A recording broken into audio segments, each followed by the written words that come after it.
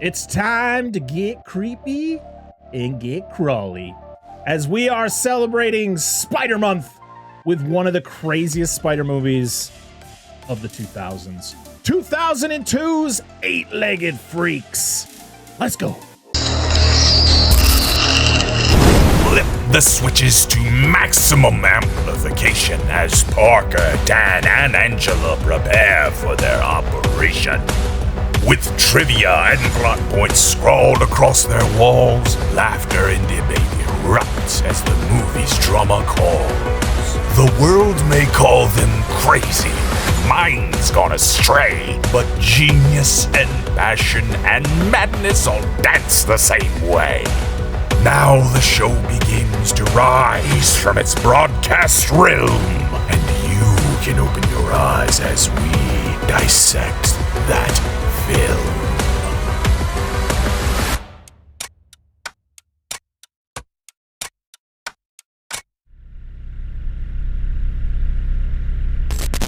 What's going on, everybody? Welcome back to the Dissect That Film Podcast, a podcast that dissects the good, the bad, and the ugly of cinema. I am your host, Brett Parker. Joining me is one half of DNA Gaming, my co-host, Dan. What's up, Dan? Perfect. And back once again, because he can't get enough of us, we have the man, the myth, the legend. We got old man Brad back in the house. What's up, Brad? What's going on, gentlemen? Oh, it's just wonderful to have you here. I'm happy to once be back. Again. Yes, we are happy to have you back. It's really easy to find guests for our show because, especially if you're in our Discord and we put up what movie we're talking about, and then somebody's just like, I really love this movie. And I'm like, well, you're the guest this week. True. That's Although you need to do it if they're like, this movie sucks. Be like, you know what? You should come on so that you is can true. Trash it and we can have a discussion. Yeah, we That can do is- like a savage difference of opinion. Okay, so when we cover The Shining from 1980, I invite Anna because she hates that movie. Please, Perfect. let's fucking go, dude. She probably won't even come on. But hey, you know what, Anna? Let's have some fun.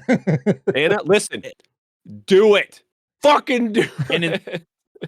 Instead of talking The Shining, you'll be like, just start talking about Cruel Jaws and really throw her off. We have an episode of Cruel Jaws. You should listen to it. Brad has Yes, one listen. too. Yes. I love it when we covered Cruel Jaws. That was pre-Dissect That Film, technically. That was when Dan wasn't even a co-host of the show. But Dan was actually the one who suggested it because we were going through all the Jaws movies, and he was like, we got to do the unofficial fifth one. And I was like, there's an unofficial fifth Jaws? What are you talking about? And we did it. And I remember watching the movie with my brother, and it was like a really shitty YouTube rip, and it was terrible. And I haven't rewatched the movie since. Even when you guys covered it, it was covered over on Give Me Back My Action horror movies. Like, it was so funny when it was like no one was talking about Cruel Jaws, and then out of nowhere, you guys covered the movie like the same month. It was like, what is happening right now? Whoa! We had to bring it back. You were just ahead of the curve. We were. It was all Dan. If it wasn't for Dan, we probably wouldn't have covered it. Yeah, if I had stumbled across it, I was like, dude, we have to do it. He's like, all right. Okay. I love, dollar store Hulk Hogan. Hey. And the little wheelchair girl just gets dumped into the water. She Like, moves her fuck legs, damn it, I saw it. All right. I know, right? I digress. We're not talking about Cruel Jaws tonight. Baker! Right. Tonight. Anna's listening to this episode right now going, She's damn like, it, guys. why the fuck do I listen to the show? It's because we love you, Anna. Yeah, why? We have to. This is what we do. She's never okay? coming back. She's never coming. Please come back. Tonight, we are continuing our SpiderMonth, which was a month we just randomly decided we were going to do because we had a bunch of spider movies over in the Monster Zone that were happening in the same month. And we're like, well, I guess we're going to do spider movies on the other podcast. So here we are. And this was our Patreon poll winner. So thank you for everybody over on Patreon for voting for this movie. We're talking about 2002's Eight-Legged Freaks. It's a beautiful morning here in Prosperity, Arizona. Right here at KFRD, the only source for the inside dope on space aliens and when they plan to invade. Cruiser,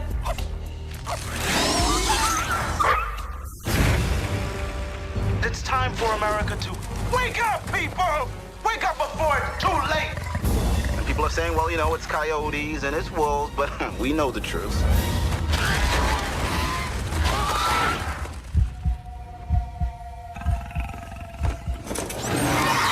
Oh my God!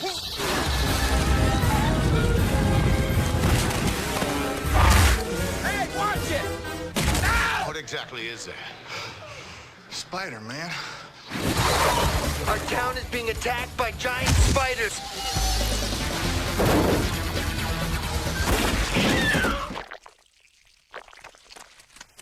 They're here! They're here! Warner Brothers Pictures presents the biggest,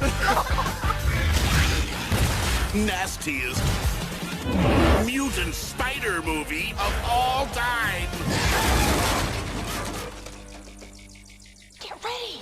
Oh yeah, this is guy.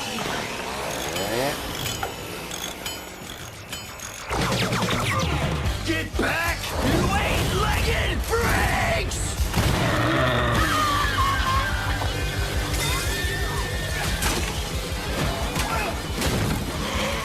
Hey, Spidey! Thank you.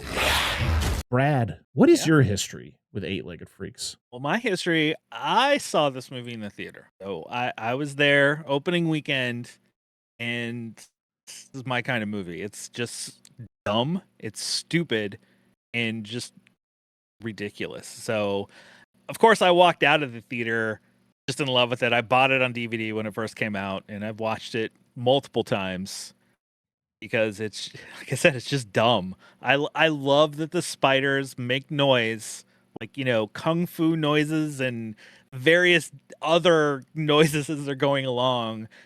And yeah, you just turn your brain off and you just enjoy the ride. Dan, what's your history with Eight-Legged Freaks? I actually watched this not in theaters, but not long after it came out on home video. And I very vividly remember the marketing campaign for it. Very vividly, because it was like on TV all the fucking time. And yeah, I just remember watching. I was young, and this was pre me really getting into spiders, like as much as I. That wasn't until I'm closer to like college and stuff. But yeah, I remember watching it, and I was like, "Hey, it's a giant spider movie." And I watched a giant spider movie, and I was like, "It's a giant spider movie." That's about it. All right. My history with this movie was me and my brother Spiders. would rent this all the time. This was a Hollywood video staple, like Eight-Legged Freaks, Anaconda, Lake Placid, those creature features. These were just always playing. Either it was rented or my dad always had like HBO or Showtime or something, and it would always pop up on one of those.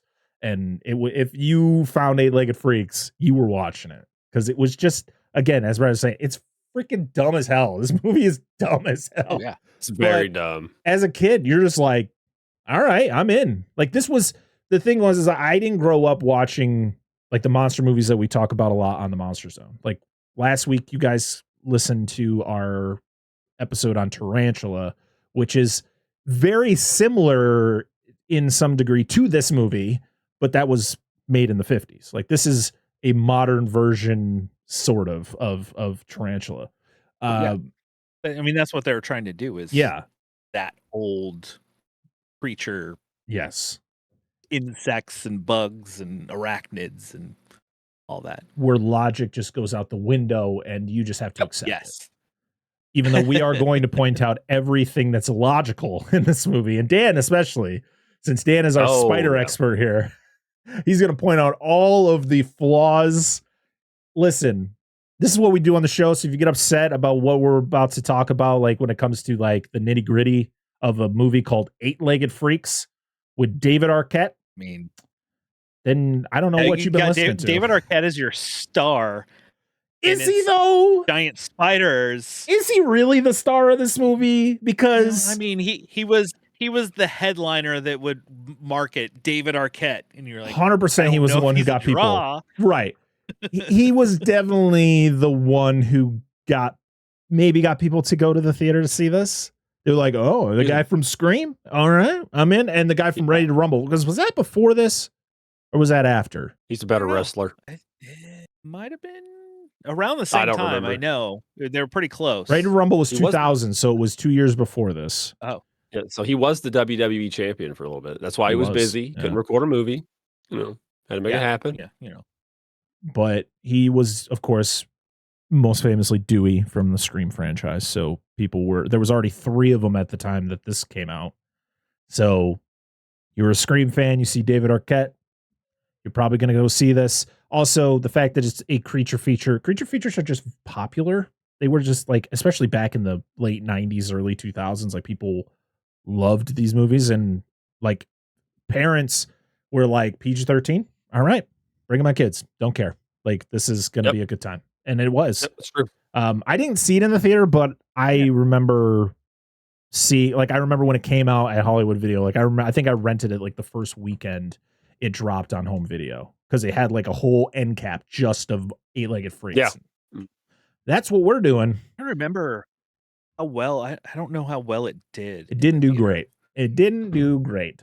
It had a budget of $30 million. It only made $45.9 million at the box office. So it made more than its budget, but we all know that it's got to be substantially more than its budget to actually be considered a success. I don't know if it was the time, if it was the name. It's kind of also, this movie it kind of doesn't know what it wants to be. If it wants to be more comedic, if it wants to be super serious, sometimes it doesn't know what it wants to be. And that really has to do with the fact that like David Arquette is a clown in this movie. He's a clown. And like the situations they put him in and like his backstory, it's just so weird for David Arquette and like how he's acting. Because the funny thing is I'm watching this movie and his character comes home from doing whatever, and he's the owner of the like old rundown mine in this town that's keeping the town alive, right? And all I could think of was it's My Bloody Valentine 2009. Like it's 7 years before that, but it's like that's the plot of My Bloody Valentine 2009. Like what? The way he comes in all, David Arquette, like, yeah, I'm a landowner, and just his old I'm a tough guy. I don't know. He definitely has a tough guy persona for that scene, and then the first scene he shows up when he gets off the bus and he like reconciles with his aunt, and you're like, all right, this is like a different side of David Arquette. And then it just goes nope, and we just get to atypical David Arquette. You're like, okay, awkward as fuck, right. and like, what are you doing, dude? After he shaved, his whole persona changed. Yeah, he lost his powers, and his aunt gets yoinked by a spider through the wall. Yeah, pretty wild. Normal. That's what they do. So yeah, he plays a character named Chris McCormick, and we have Kari Wuhrer. I think that's how you say her last name. Baby Bird herself, from Anaconda. She plays Sam Parker, and she is the other side of the spectrum when it comes to. She's the complete opposite of David Arquette, and then it gets to the end of the movie, and you're like, "No, these two people wouldn't be together." No way. No, not no way. Doesn't add up. She's badass in this movie though, and she's gorgeous. My God. Kari Wuhrer. Moving on. Scott Terra as Mike Parker, who the only thing I remember seeing him in was Daredevil 2003. Yep. He played little Matt Murdock. Yep. We have Dougie Doug, who plays Harlan Griffith, who I think the role that I noticed, I was like, oh yeah, he was in Cool Runnings. Which, if the movie was made today, he'd be a podcaster. 100%. 100%. Yep. He's the same as Brian Tyree Henry from Godzilla versus Kong. Yep. He's that. Yeah. That character is exact same as Dougie Doug was in this one. But less annoying. I like this guy more than I like Brian Tyree Henry in Godzilla or the Godzilla X Kong or whatever. Because is it just the fact that podcasters are annoying as hell? Yeah, I know I'm annoying. So we're all annoying in some way, shape, or form. Like, don't get me wrong. Like people, like conspiracy theorists, whatever. But it was like he had his quirks and he was kind of annoying in certain aspects. But he was like, he's just a little quaggy. He's a little quacky. He believes in aliens. Which who doesn't believe in aliens? What, like, come on. Listen. He definitely fears Gordon Lightfoot treading around his back stair. Like, he is all about the anal probe thing, which is fair. Oh, You the gotta anal have a probe gimmick. thing. Then they had to throw in the Watching out. the gun, the JFK SS. Lee Harvey Yeah. Oswald. Lee Harvey Oswald's gun. I'm like, what? That's Why what I is said. this There was gun like in Lee this Har- town? And that's that. Well, honestly, it's not that uncommon of a weapon. Carcanos. No, dude, I think they're trying to make it out like that was his gun. Well, he says it when he's handing the guns in. I think it was just meant to be a joke. It's just a Carcano. Well, there is a scene though where Pete gets all the guns and he's like, "Oh, it's Lee Harvey Oswald's gun. I don't know why we have this." Yeah, but I think because he's like he says something about a Ruger revolver and Mossberg 500 shotgun. He's like Lee Harvey Oswald's gun, and it's just a Carcano. I know like what they're trying to do with him being a conspiracy theorist with the gun. I'm like, it's just a Carcano. I don't know. We have a young Scarlett Johansson in this movie. Yes, we do. She was 18 when this movie came out, which is, I always forget that she's in this movie. And I'm like, Scarlett Yeah, every Johansson. time I watch it, I'm like, oh yeah. Yeah, she's in this. Yep. We have Rick Overton as Pete Willis, who is the deputy. And I guess there's old Deputy Pete. Old Deputy Pete. He and Kari were in a movie together 7 years later. I can't remember what the name of the movie was, but they actually had the roles reversed. So he played the sheriff and she was his deputy, which I thought was pretty funny. He was kind of the Deputy Dewey of this movie. He was, but I feel he wasn't as derpy as Dewey. Like Dewey he's a derp. He had moments where he was, for sure. Yeah. We have Leon Rippey, who plays Wade, and I forgot to write down the movies he was in that we've covered, but he has been in a couple movies we've covered. Where are he they? Tends to play like that same sleazy bad guy character a lot. Yes. He's got that 100%. aesthetic about him. Yeah. He was in Firestarter. So a lot of these are minor characters. He was in Firestarter.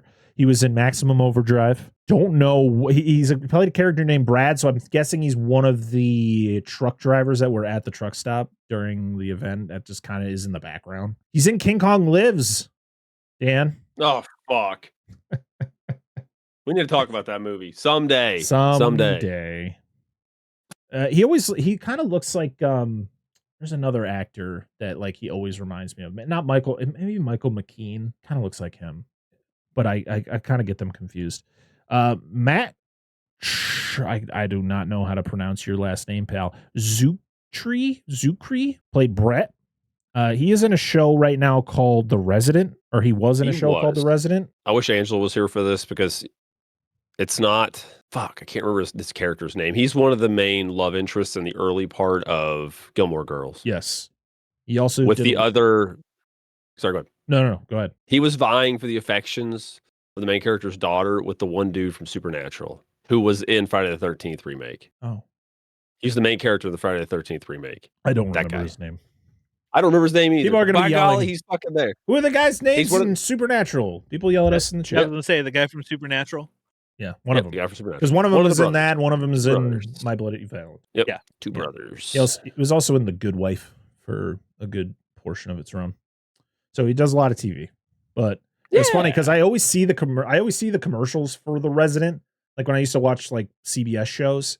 Because I think The Resident was on CBS or whatever channel it was on. I always would see the ads, and it doesn't look like him. This movie is also 23 years old, so people change. Yeah, that's fair. And then we have Eileen Ryan as Gladys. I feel like she's important to talk about. And then there's one other actor in this movie who's uncredited, but we'll talk about him when we get to him. Somebody who we have talked about on the show. It's been a long time. Okay. But I think it is time to break down. I didn't write my notes. Break this down. It's time to break this movie down. I was looking at my notebook, like, where are my notes? And I forgot I did them in my phone today. Can I make a random, just complete aside? Oh boy. To tell a story? Yes. Oh boy, indeed. Aren't you glad that spiders don't crawl into your ass? This is a segue, and this is important. So listen to me. So random story. We were on our way home from work. I want to tell this because I have to tell somebody. And we were fucking around with Google, like asking like questions. And I was trying to get it to answer a question for me on the internet. Google. I was like, try to find something. And my buddy at work is like, hey, ask Google how many cookies will fit into the human anus. So I asked Google this question. And it rebutted something along the lines of, you're not supposed to put things in the butt, blah, blah, blah, which is horse shit. But you're not supposed to put things in the butt. But, jokes. However, he said, ask again, is that more or less than 12? So I asked Google if it was more or less than 12. And this is what Google had to say. It said, I said, is it more or less than 12? It says, it is impossible to say whether the number is more or less or more than 12. The human body is not a container for cookies. And that is bullshit. Because I have eaten a fair share of cookies. Not with my butt, but I've eaten a lot of cookies in my day. There is no capacity for a foreign object, for foreign objects like food. Again, carries on and on. It's just, I just thought that the human body is not a container for cookies was one of the best lines I've ever read in my entire life. And I needed to share it with the masses. That's it. Thank you for that. Now, that was well worth whatever. It's just to make up for last week. For all that you've wasted X amount of minutes of everybody's life. We have become dumber. Yes. Yes. That's exactly it. Oh my God. All right. I'm going to tell my kids now when they want a cookie, I'll be like, your body is not a container for cookies. Yep. But Dad, Google told me, so shut up. That's right. All right. Well, it's time to hop into the plot of Eight-Legged Freaks. Actually, Deep plot. fuck that. I got to back it up a little bit because I completely skipped over up. the director and all the people involved other than the actors. So this movie was directed by Ellery Elkiem. Fake name. Carry on.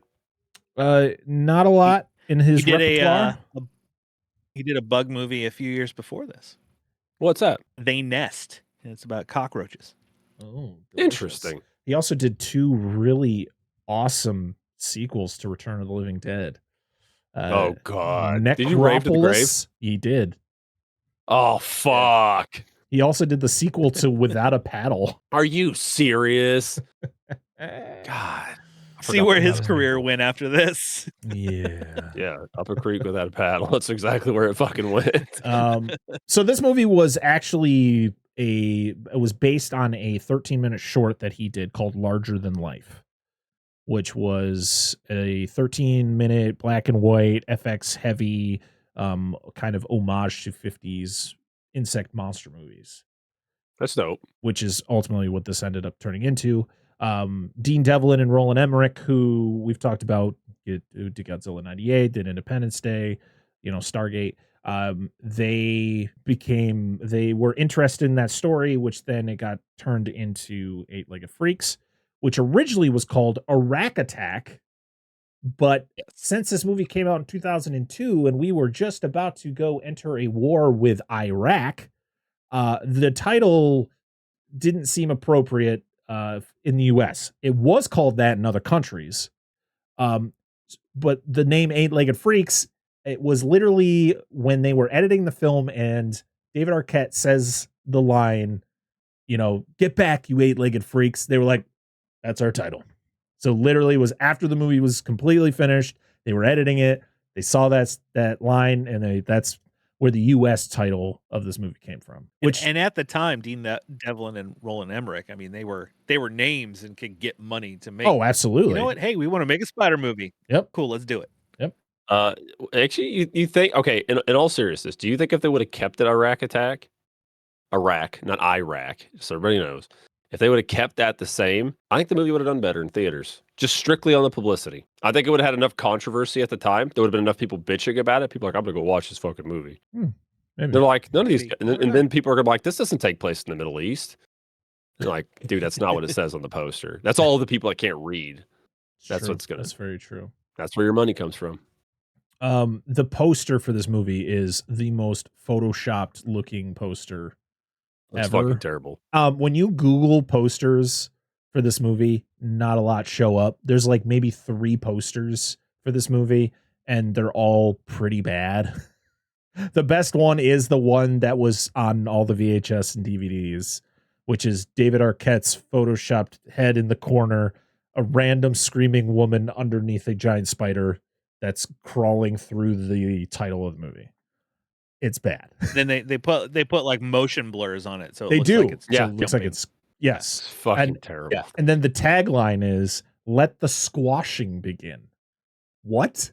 Why? Okay. What squashing? When did that happen? These spiders are huge. You ain't who squashing squashed them. who? I don't know. It's I don't know, terrible. did this They're the- movie ever get a Blu-ray release? It did in 2021. I don't remember. Okay. Shout Factory Okay. released one. Yeah, I don't think it's in print You know- anymore because you can get it. I think I saw on Amazon right now. It's like $20. I don't think it's in print Okay. anymore, which is I know it's not a real, especially on physical, real easy movie to find. no. Unfortunately I rented it.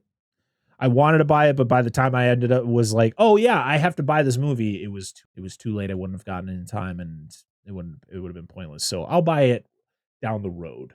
This is a movie that I've determined I don't even know if I want to buy a Blu-ray. I want to just go to Goodwill and see if I can find a cheap DVD of it Or VHS. or VHS, which sucks. My Goodwill doesn't do VHS anymore, which is a big Ours bummer. doesn't either. But I might be going to a like flea market, which is going to be selling a lot of VHS tapes. So maybe I can find fun. it there, and that would be pretty cool. Because this movie, HD doesn't do it any favors.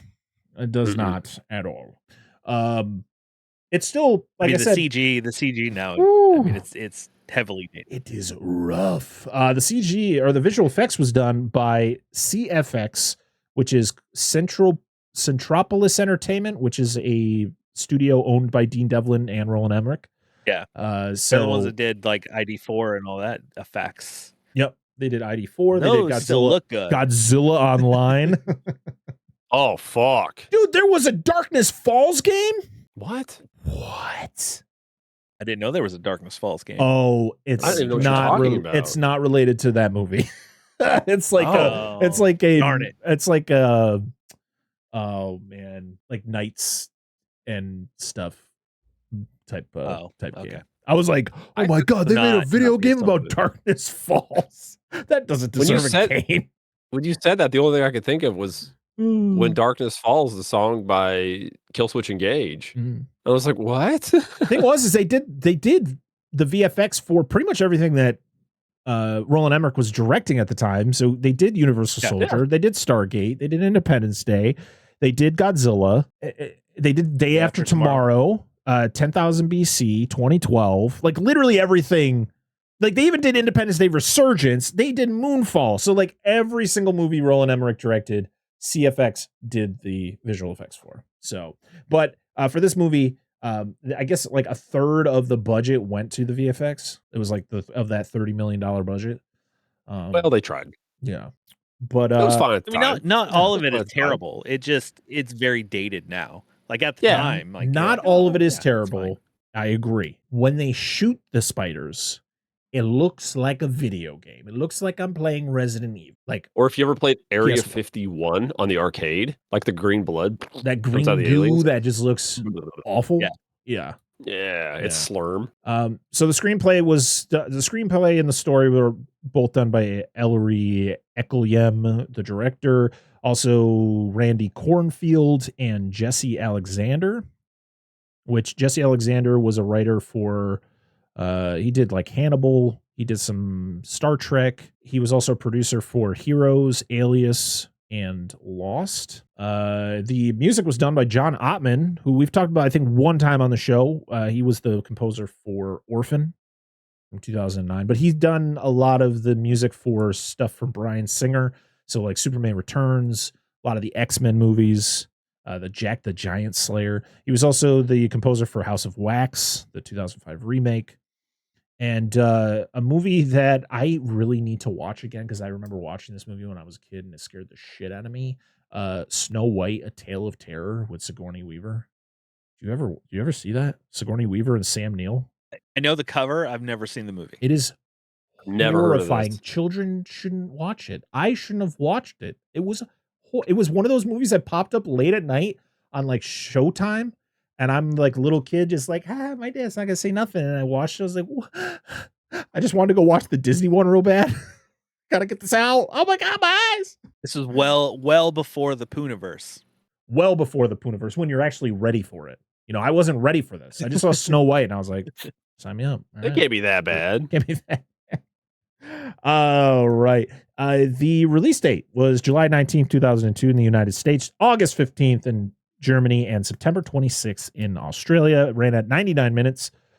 We already talked about the budget and the box office. All right. I think that's it. That's all I got.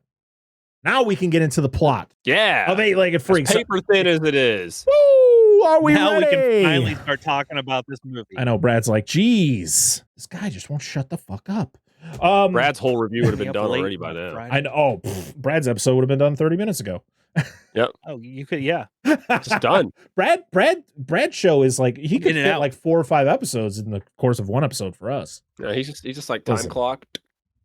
Nah, Brad wouldn't come back if he wasn't expecting what happens every episode, which is unpredictable, by the way. Oh, I do. Okay, when my wife, every time I'm guesting, she's like, "Okay, is this the long one or are these short?" I'm like, tonight I was like, "This is the long one."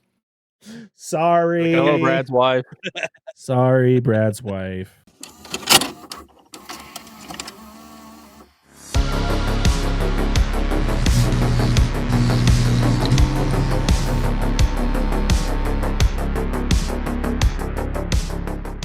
Hey, horror friends! Welcome to Tomb of Terrors. I'm Old Man Brad, your guide into darkness. Here, every episode is a journey into horror. I'm digging up the latest releases, having conversations with the filmmakers who bring these nightmares to life, or sometimes dragging in my friends to explore cult classics, like Bruno Mattei's Cruel Jaws.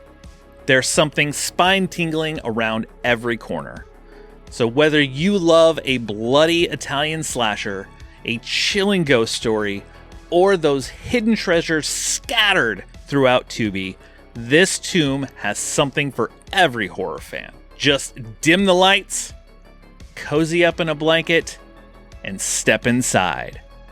If you dare. All right, let's get into it. Let's get into the plot of Eight-Legged Freaks. It is time to dissect Dissect that film. That was the best one. Usually it cuts out really bad and you never hear it, but that was good.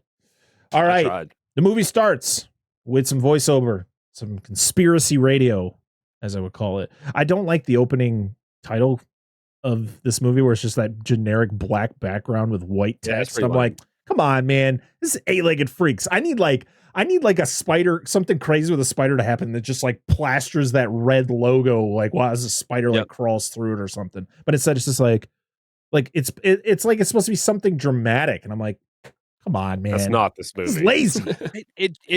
It should have been, like the title card for Them or something like Yes. that, where it's like really cartoony up on the screen. It should have been 100%. And we're going to Yep. talk about them again on this episode. Yep, we are. Heck yeah, we are.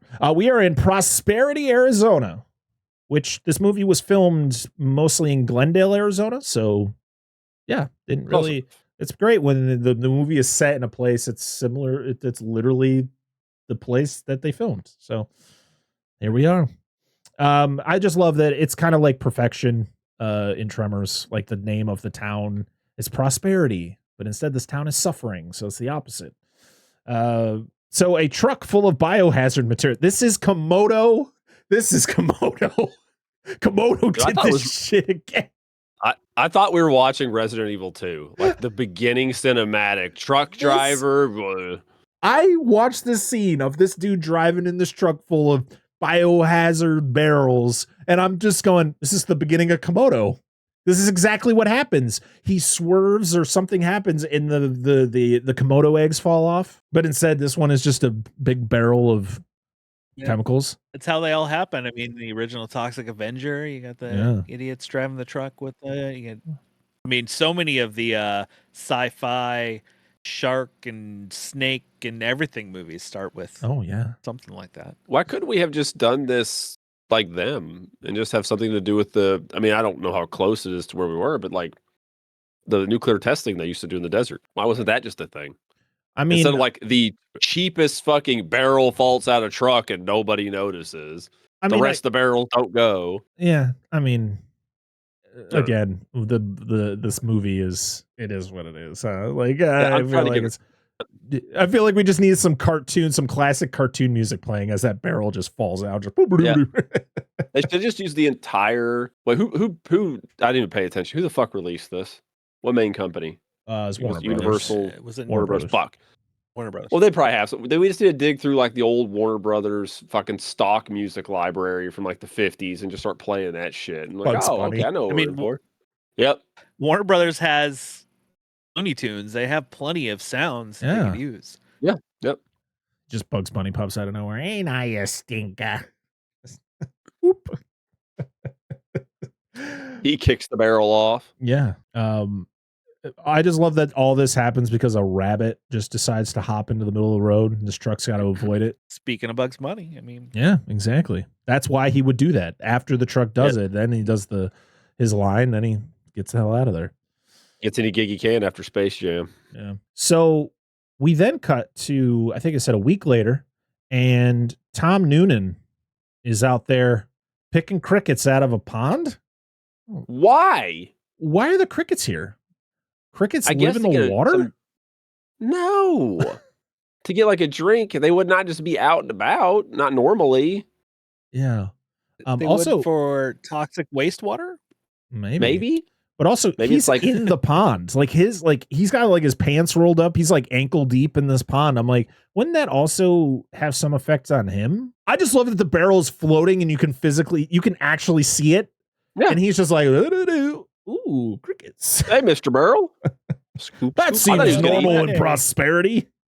I thought he was going to eat the damn cricket. And it's like, I love how this movie's like, you have to be a weirdo to get insects. Like, okay. I just love that Tom Noonan is in this movie for like 2 seconds. It would have been great if he ate the cricket in like the Act 3. He was like this big spider monster coming in instead of the one we got. It would have been him, like either a spider. It's a mix of tarantula and what is it? War of the Colossal Beast, where he's the guy with like this half a skull. Yes. Dude, that would be much better if we did like a Cronenberg-esque version where it's like really graphic. But the only time he's like, it's a spider monster. I just kept thinking of Gary Oldman from Lost in Space. Oh, is he in Lost in Space? Yeah, where he turns into the spider monster. I'm like, what the fuck, dude? That's what we'd get. We wouldn't get the cool Cronenberg-esque fly spider. I mean, that would be cool though. With all the monster movies, all the 50s monster movies we've talked about on the Monster Zone, this just falls perfectly in place with all those movies. It does. Because it's like, unfortunately, clear barrel. Like just all these factors that are just like easily picked up by the viewer, but the guys in the movie are just like, everything seems fine. Yeah, especially for a guy that apparently comes here a lot to collect his cricket. Yeah, I don't know. So, as he was writing the script, he was probably just watching these movies going, yep, I'll put that into my movie. We'll just write that in that scene. We'll write this in this scene. How is this going to progress? I don't know. Yeah. Again, people are going to be like, well, you're nitpicking Eight-Legged Freaks. Yeah, I know. That's the point. That's the point of the show. We get it. Where have you been? Where have you been? Yeah. Yeah, Tom Noonan. We haven't talked about him since House of the Devil, which we did like 3 years ago. Oh, that's been a while. Yeah, that's the only movie we've covered with Tom Noonan in it. But yeah, he's back, and he's not in this movie for very long. So we meet Mike, this little boy. He's going to visit Joshua at his spider farm, and I didn't write down all the facts that Tom Noonan is spouting, but I'm just thinking in the back of my head, Dan is going to correct some of these if they are wrong. So the spiders that he talks about, if I can remember, please tell me you got the scientific names. No, I just have whatever Wikipedia tells me, and it just gives me the names that I'm going to read, which is jumping spider. Yes. Okay, those are correct. Man. Okay, that's not. Why you got to lean in? I don't like the lean in. That's happening? No. There's one specific. I was like okay, really close. There's the orb weaver spider. None of that's right. The tarantula. You really got into attention. Multiple species of tarantula. Correct, Dan? Well, one of the one he taps, it's like the first one. It's the one that jumps at him in the glass container. Like, Is that the one that him. actually bites him? No, that's not that one. It's the first one the little kid's looking at too, and then that's what Tom Noonan or whatever comes from behind him. Yeah. He's like, "You trying to scare me?" That one. He lists it. I can't remember the species name. I literally rewound the movie, turned the subtitles on, played it again. Did not get the whole species name. I should have taken a picture of it. But the start of it was like lycosid or lycosa or something like that, which is wolf. It's wolf spider. And I was like, this is, and I'm looking at this creature. And I'm like, this isn't a wolf spider. I used to own one of these. This is a, and I blanked the name of it. And I fucking know what this is. It used to be called a Cathari Shuius crashai, which is a king baboon. They're fucking recognizable as hell. Like you could just pick them out if you know what you're looking for. But it was not a wolf spider. And then when the CG model hits, it's entirely different. The name he uses is Latin for some type of wolf spider. And it annoyed me. But carry on. So You make it sound cool on screen. It did. If they would have used an people actual watching it, wolf spider, if they would have used a wolf spider, I'd be like, okay. Well, there's a couple more. There's multiple species of tarantula. There's trapdoor spiders. Yep, those are cool. Yep. The spitting spider, which are technically real. There's ones that can like throw their webs out and stuff. Like it's like to some extent that is a real thing. But I think that's what they do for the male ones. Isn't it supposed to be like the male orb weavers? Yeah, because are they the ones that like wrap their prey and then like drag it to the female that's like significantly bigger? Yeah, that most females are bigger in spider species. And then the last one by mass. The last one listed is the tiger wolf spider. What the fuck is that? Let me click on it and tell you. So it ain't nothing. The Tigrosa aspersa is a wolf spider that inhabits the eastern United States. It's like a spider. Yes, it's not a tarantula. Nailed it. Yeah. Not what I've heard of, but like I will say, I've been out of the trade for a long time. I still have a few of them, but Latin names they've revised all the taxonomies, so there's different names for everything. You are in the right part of the country for native tarantulas, which do appear in the movie. Jumping spiders, their behavior is somewhat correct, but like if you've ever watched when they more sneak up on their prey than jump, they don't just like jump and like follow. They don't have the metabolism for that. And orb weaving spiders, typically the males are wanderers and the females build the elaborate webs. And they are not that much larger than the males. Normally there are some that are proportionally bigger. And I don't know about the give a peace offering thing. That I'm not fair in their reproductive cycle, or not as familiar with all the reproductive cycles. But yes, there are some issues. But there are spiders that do kind of do the not like how they refer to them as like spitting webs. Yeah. So this is when he talks about he's finding the crickets that are causing his spiders to grow rapidly because Mike notices that. And he's like, "Oh, I got to get more of these crickets. It's going to make me rich." Yep. And this is where the Iraq attack. If only there was a barrel somewhere in the water, it could make this happen. It says, "Do not put in tarantula water." Yeah. Or spider water. Yeah. But this is where the Iraq attack line comes in. Yep. Which, like we stated, was the original name of the movie. Like I said, it is actually the title of the movie in other countries. You can actually find posters that have that title on there. And you see a little spider with a turban scurry by. Is the artwork better than what we got here? Worth it, Parker. No, it's the same poster that we have here. It's just a different title. Yeah, that's a bummer. Nothing special. I don't think either of them is better than the other. I think they're both terrible. So Mike leaves, and right as he leaves, we see that like throughout Mike's visit, this tarantula has gotten out of its cage and it is like crawling towards Joshua, gets on his back, and as soon as Mike leaves, the spider bites him. It's a pink. I see the legs. Is it on the? Is it on the side? Yeah, it's right there on the side. I'm gonna rotate a little bit. And what kind of tarantula is that? This is a genus of the same one that's in this movie that bites him. It's a Avicularia. It's supposed to be Metallica, but I think it's just a regular pink toe. I think it's the exact same species that bites the guy. The pink toe tarantula. Yeah, it just looked like they got nail polish. My daughter really liked it. I was like, all right, I'll get one. Cool. So we've had this one for year and a half, 2 years. I don't know. How long did it Hangs live? out. Depends on the species. Anywhere from and gender to anywhere from 3-5 years all the way up to 35 plus. Oh wow. Yeah, that's crazy. Good pets. I'll do the whole spiel about how they're great pets at the very end. Also, don't feed your crickets if you have any kind of organism that you keep as a pet that's not native, or you didn't catch it outside. Do not feed it wild critters like this do with crickets. It's a fucking horrible idea. It's a good way to kill your animals because native cricket populations are full of disease and parasites. It's a good way to kill your spiders or equivalent, whatever you got. So don't feed them from stuff outside. Buy them from a store. Good to know. Good to know. So this is a very dramatic scene where he gets bit and then he just starts flailing around the place, knocking all the cages over. All the spiders are escaping, and the parrot dies. Jailbreak! Yeah, takes out the parrot. God, the poor parrot. And so then we cut to another week later, and Chris McCormick is back. David Arquette. I just think of fucking seasonings. That's all I gotta make my gravy. I gotta make my gravy. Yeah, that or taco seasoning. That's all I can think of. Yeah. Why? Oh man, but he comes home and he's putting on that like tough guys. Got his scruffy little beard and his... Yep. And the woman's like, "We got no jobs here. You should leave." And he's like, "Well, doesn't matter. I'm here anyways. I'm gonna get a job." And she's like, "Whatever." And then she's like, "Oh my God, Chris!" And you find out that it's she is his aunt, and he's home from somewhere. I don't remember where he was, but he's back. Cool. We got no food. We got no jobs. Spiders are killing our pets. We're not there yet.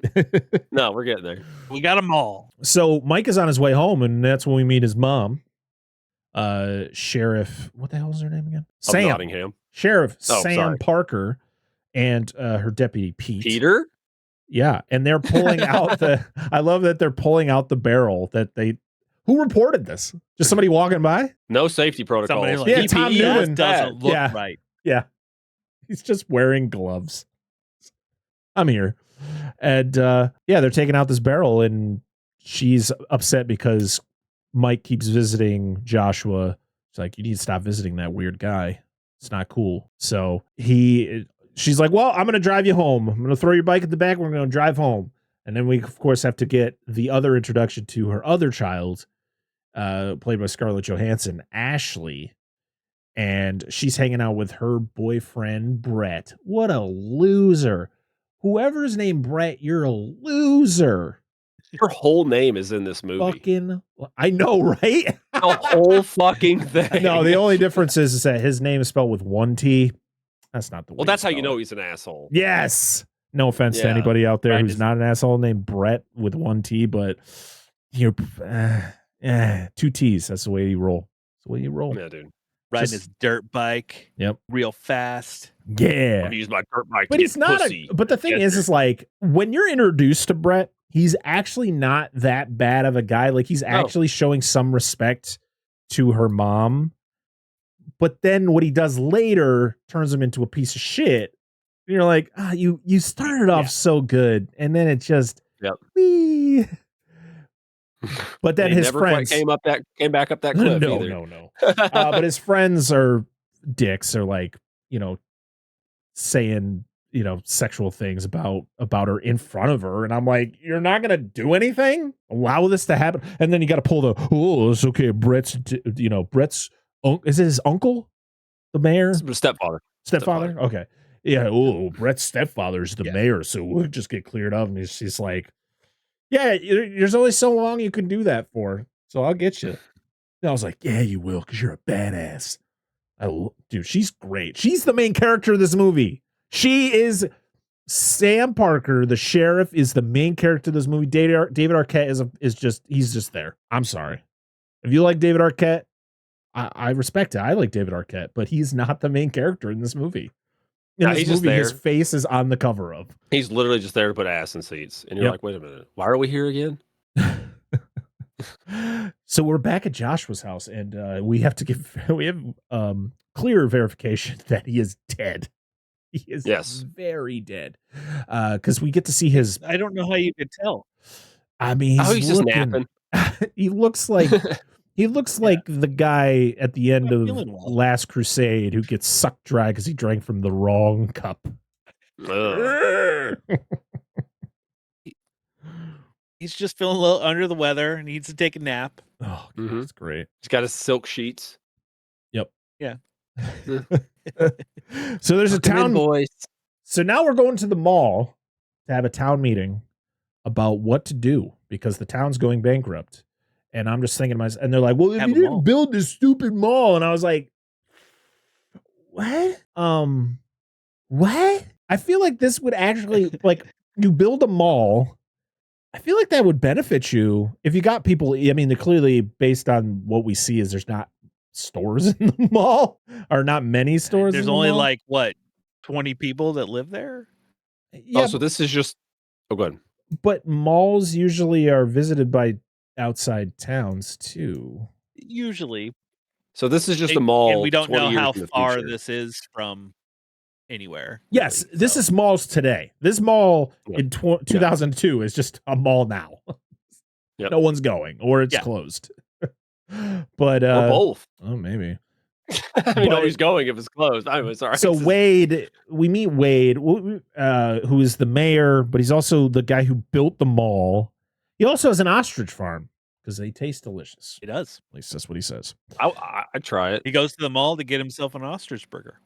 He does. I'd put it in my mouth. I'd try it. Yeah, I'm down with it. I've heard the eggs are like a little gamey, and the meat's probably a little bit stringy, but I'd give it a shot. But we get that tough guy move from Chris Woz. He's like, I'm the owner of the mine, and I'm not selling. Everybody's like, oh no, like, what are we gonna do? And we're like, oh, everybody, it's okay.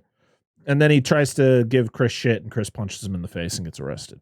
So and then you find out, press charges. Yeah, you find out he has a history. Chris has a history with the sheriff, which is one of those like, oh yeah, this feels 100% like a 50s monster movie. Unnecessary love interest. Yep. That goes literally nowhere. But then we get a great scene at Pete's house where he is doing a drywall job in the middle of the night. Love this scene. I'm just like, hey, you got to work when you got time. I love his wife's like, what are you doing? He's like, you want me to finish the project? I'm finishing the project. And she's like, well, go to bed. And then she's like, where's the cat? And he's like, I don't know. I haven't seen it. It's like, oh, he probably went into the drywall again. Or, yeah, well, I mean, it's fine. The cat will be back. It's not fucking going anywhere. Cats hide all the time. Is this like, are you foreign to cat activities? I mean, except for the fact that this cat meets something sinister in the wall. You get to see the spider, by the way, before like crawl into the drywall. It's Looney Tunes ass shit. I love the scene. It's so dumb. Much. It is funny, so but it is dumb. Stupid, but it's just like you're watching going, wow, this is a Looney Tunes cartoon come to life. Like, oh yeah. Is that the cat's face gets pushed against the drywall? The spider imprint. Oh my god, it is. And you hear him fighting it. I think at one point you hear the cat go, yeah. You're like, what is happening right now? I'm so on board for it. This is so stupid. Like normally, like when you, never mind. I'll wait till you get to the end of this. Dan, get closer to the mic when you talk. Never. Sorry. I wasn't saying anything important. So we then get a scene of Chris bringing flowers to the sheriff because he wants to tell her how he feels about her. And I'm like, I don't care. I just don't care about this. This is because, to be honest, no chemistry, absolutely no chemistry between these two characters. It's unbelievable. It's like negative chemistry because anytime she talks to him, she literally looks like she has no interest in this man. Not a single ounce of interest. And he's like, oh, that's so stupid. Why would I say that? I'm like, what is this movie? What does this movie want to be? This dude's acting like a 16-year-old. They had to shoehorn in some love story to keep people kind of interested. Let the teens do that. That's what they're there for. It's so they're trying to do other weird stuff instead. Yeah, they are. Oh yeah. Your body is not a container for that, ma'am. But Ashley wants to go out with Brett, and the mom is like trying to she doesn't tell her no. She just gives her protection. And Ashley's just like, fuck you, mom. You're just a 16-year-old, you were a 16-year-old pregnant woman, and you're just a loser as a sheriff of a shitty town. And she's like, the fuck was that? She literally is like, I didn't deserve that. And I was like, you didn't deserve that. Fuck you, Ashley. You suck. Lock her up.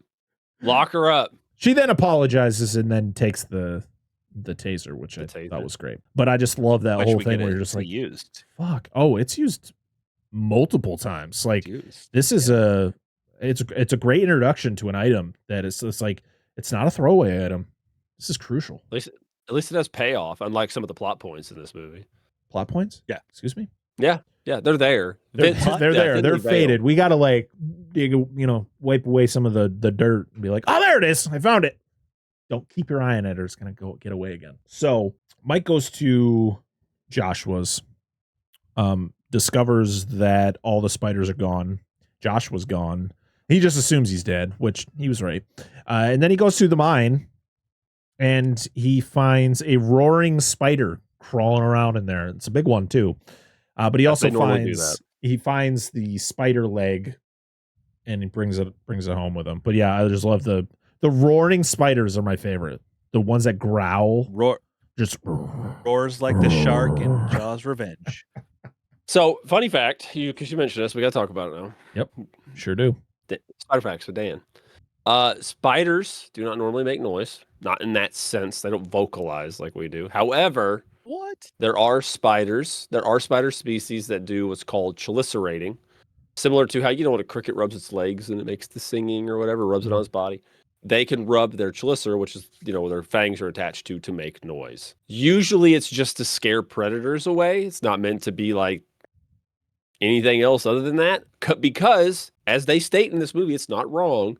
Spiders do not have ears, but a lot of them operate on near field movement, which is the movement of air over their body and seismic. So, yeah, except for jumping spiders. Jumping spiders are the only spiders that have proper, pretty good eyesight. The rest of them are practically blind. Which is wild, because don't they have multiple eyes? They do. But see, that's the thing. Tarantulas are the worst for it, and that's where I'm the most knowledgeable. But other spiders have varying degree of how good their eyesight is, but jumping spiders are the best. You ever looked at a jumping spider and it looks up at you? Yeah. They'll tilt their body, look at you. Because they recognize the human outline. Other spiders don't. They can conceptualize that you are a thing. I can see you. So, yeah. Anyway, and that's what makes them cute. But anywho, fun fact there for you. Chris brings Mike home, not knowing that he is his love interest. Hey, mister, can you give me a ride to town? How many of these kids would have ended up on Unsolved Mysteries or fucking America's Most Wanted at this fucking point? That's true. That is very, very That's true. how I rolled back in the day. Hang out with weirdo spider people, just ask for random hitchhikers. It makes me think of Simpsons. Listen, Homer, you're dumb as a mule and twice as ugly. If a stranger offers you a ride, I say take it. Exactly. So it's okay if you're ugly. Is that what you're trying to say? And dumb. And if they have candy, it's a bonus. Ooh. Yeah, you offer me candy, I'm probably getting in. If somebody's Starburst Minis and caramel apple pops, I would get in as an adult. Ooh. It's hard to resist. Hard to resist. Mm-hmm. I think I wouldn't have too many of those driving around where I lived. No. So he shows Chris the spider leg, and he's just like, that can't be real. Spiders don't get that big. And he's like, oh no, I found it, I swear. But it's David Arquette we're talking about here. So he's like, oh, okay. Pretty good at that. Yeah. It looks like a cactus. What fucking cactus? So Chris was coming back from, there was some mining. They were prepared to start mining again because the mine is a gold mine. Ironic. So he's driving. I love how he set them all up to do this. And he clearly knows how to do the job too, but he just leaves. Fucks off. You guys can handle this, right? But we get this weird shot of the guy siphoning the water through the hose and instead gets a mouthful of spiders, and we get this weird CGI just spiders like coming out of his mouth. I was like, you can spit it out at any time. Like, this just takes way too long. I'm like, dude, I'm just please? glad he didn't die from this, because usually in movies, when things come out of your mouth, you automatically just succumb to whatever happened in your mouth and you're dead. Where he dies from a bigger spider. Holy crap. What if porn movies were like that? Excuse me? You said whatever happened in your mouth, you just succumb to it. And it was like nut, and you're just dead. Your heart just stops. Instant nut. Hey, funny story. Oh, Lord. This is relevant. This is relevant to the topic. There is a species of spider. The male dies when it ejaculates. It is Dolomedes tenebrosus. It's a lineage of, if you've been around pools, particularly in the Midwest, or just generally the whole country, you know, there's always those spiders that hang around like outdoor pools and stuff like that. You'll see them in the chat traps. Now, you guys may not know, but anybody listening may know what I'm talking about. They kind of look like wolf spiders. They're a pseudo-amphibious species of spider. Great names. There's some cool ones from Florida. Dolomedes okeefinokensis. Like, really cool shit. I love the names. But anyway, the males, when they inseminate the female, they die. Like, the moment they inseminate them, they just, it's like their heart explodes and they die. Damn, that's a powerful nut. Dude, the greatest of nuts. That is, this is it, boys. This is what I was made for. You go get him, Charlie. That is going to be my wild fact that I post on Instagram and all on social media. It's like wild spider facts.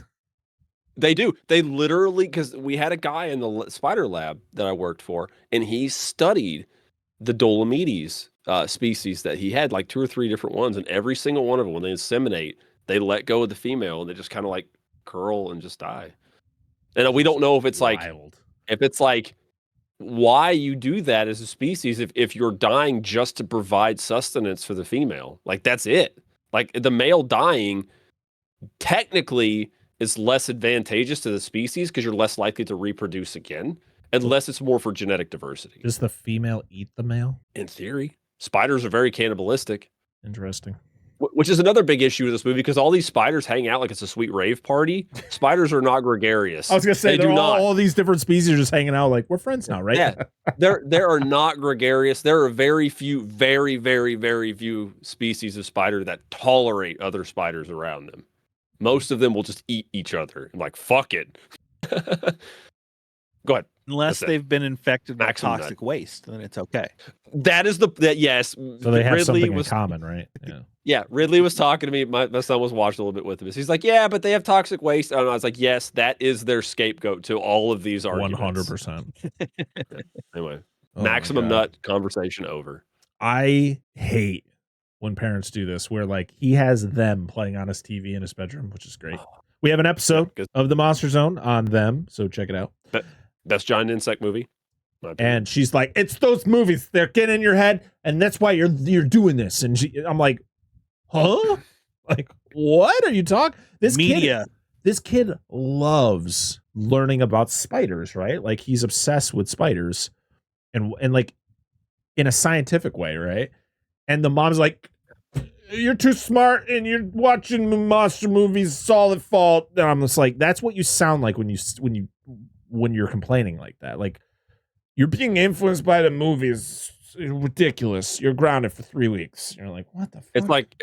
It's like dad. It's like parent was sports player, kid isn't into sports at all. Like, go outside and play sports and be normal. Well, you only think it's normal because it's what you did. Exactly. Let the kid enjoy his shit. But funny thing is about them is it's a far better movie than this. And I'm just going to spoil it right now. This movie, because you see them as playing on the Syfy channel, because you see the Syfy channel logo in the bottom left-hand corner, back when it used to be good. And this just feels like a sci-fi movie. This played on Syfy a lot. Yep, it feels like a sci-fi movie with a budget. Yeah, it kind of does. So we find out that Wade Sharknado. Way pre Sharknado. When did first Sharknado come out? Like 2012, maybe something like that. Yeah. So we find out that Wade is partially to blame for what's happening in the town. I guess we should say fully, because he's the one who Wade. He he buys all this toxic waste, or where's this toxic waste coming from? We really don't get an explanation. Payoff. There's things that are happening like with Wade that really don't go anywhere, and you're like, oh yeah, is he the bad guy? Like, who's the bad guy in this movie? I guess the spiders. I don't know. Like, is Wade making a whole lot of money to store? not toxic waste, really. I don't know. I don't know. Like I said, there doesn't really. They're like, Wade's doing bad things. We're not going to talk about it like at all. And you're like, okay, I guess we'll move on. I just want to see big spiders. Ultimately, his goal, he wants the mine because it's got stuff in it. He wants the mine because of the gold. He wants his mall to stay open and thrive. But it's just like he's a bad With the guy. 20 people in town. With the 20 people in town. But he's also the bad guy who's just like they wrote terribly to be the bad guy, where he's like, he's the bad guy, but you really have to pay attention to understand why he's the bad guy. And you're like, They should just have. oh, all right. They should have burned down an orphanage, kick a dog, and that would have made a little more sense. Some people are like, yeah, he's a bad guy. Been on, yeah, you would have been like, oh, clearly that guy's the bad guy. Is this the scene? We're at the scene where he's talking on the phone, and that's where Brett is in, where he's getting ready to leave. Where we're at. Yeah, that's a great line. Where he's kind of like giving everything away, and Brett's like, "I'm gonna go out and steal a car and do all this stuff." I found that. I still found that funny. I'm like, yeah, that sounds right. But I mean, it's like, oh, he's a pretty cool stepdad because he's like, all right, have fun. See you later. Yeah, slice of pussy for me, son. Like, all right, see you later, Dad. Bye. But yeah, this is where he's on the phone talking about the barrels of chemicals, and you're like, everything. Yeah. All right. So where's this gonna go? And it goes nowhere. It doesn't go anywhere. I just wish he was twirling his mustache. Like he had one. Like, Yeah. No, it's just his really brown teeth that was making me weird. Like every time he would talk, I was like, did you brush your teeth, dude? This is gross. Are you an avid coffee enjoyer? God. Yeah, I just eat the beans like raw. Like, he puts it in his mouth. He just goes. You're like, what are you doing? Stop that! Like loads his mouth up with dip, but it's just coffee beans. Disgusting. But then we get a great scene of his ostriches are like slowly getting yoinked underground. Yeah, getting killed, and he's just like the cartoonish, like. But he's not noticing anything happening, even though you can hear them squeal. It's another every Looney time. Tunes scene. Yeah, it is. Just like the cat and the spider in the drywall. It's another Looney Tunes fantastic. scene. Like, you know what the funny thing is, though, is this is probably one of the most accurate portrayals of the spiders in this whole movie. Oh, the trapdoor spiders. You see when he first walks through, he hits some web on the ground because they set trip lines, and that's how they know what's around. Yeah, because it like sends the vibration, right? Yeah, the line goes in underneath the top, and they'll put them in multiple directions, and they based on where the vibration comes from, they know which way to. Like weirdly, this odd fucking scene's like they nailed it. This worked. We did it. Hooray, ostriches! Oh my god! So we're with Brett and Ashley, and they're making out in the truck, and he's getting handsy, he's trying to get stuff from her, and I'm just like, this is the worst place. Aren't your friends right outside? Like, what are you doing, dude? But also she's saying no. Yep. And he's going, but this isn't how I wanted to lose my virginity in the front of a truck. And he's like, well, we can go in the back. I was like, your friends are outside, and she's saying no. It's the end of it, dude. She tases him in the balls. That's what and you're I was gonna like, get, Brett. Taser to the nuts. Yep. And I was like, Ashley, you redeemed yourself for that shitty thing you said to your mom, because good move. Also, this man would have been down for hours. No, he would have hours, dude. You get kicked in the balls and you're down for a good amount of time. Getting tased in the balls. Oh, this man screams so high pitched. I'm like, that's accurate. Also, this kid's scream makes me want to put my head through a wall. Every time he would scream, I'm like, I hate this guy.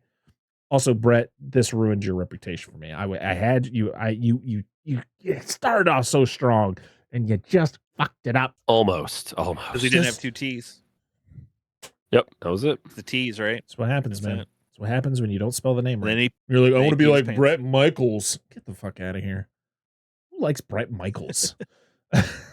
God, what the fuck? That's I hope wild. I hope who either doesn't of you Brett don't Michaels? like Brett. Yeah, who likes Brett Michaels? I don't even know. He's Dude, the I'm singer not- of I don't he's even the know who singer the of Poison. I don't.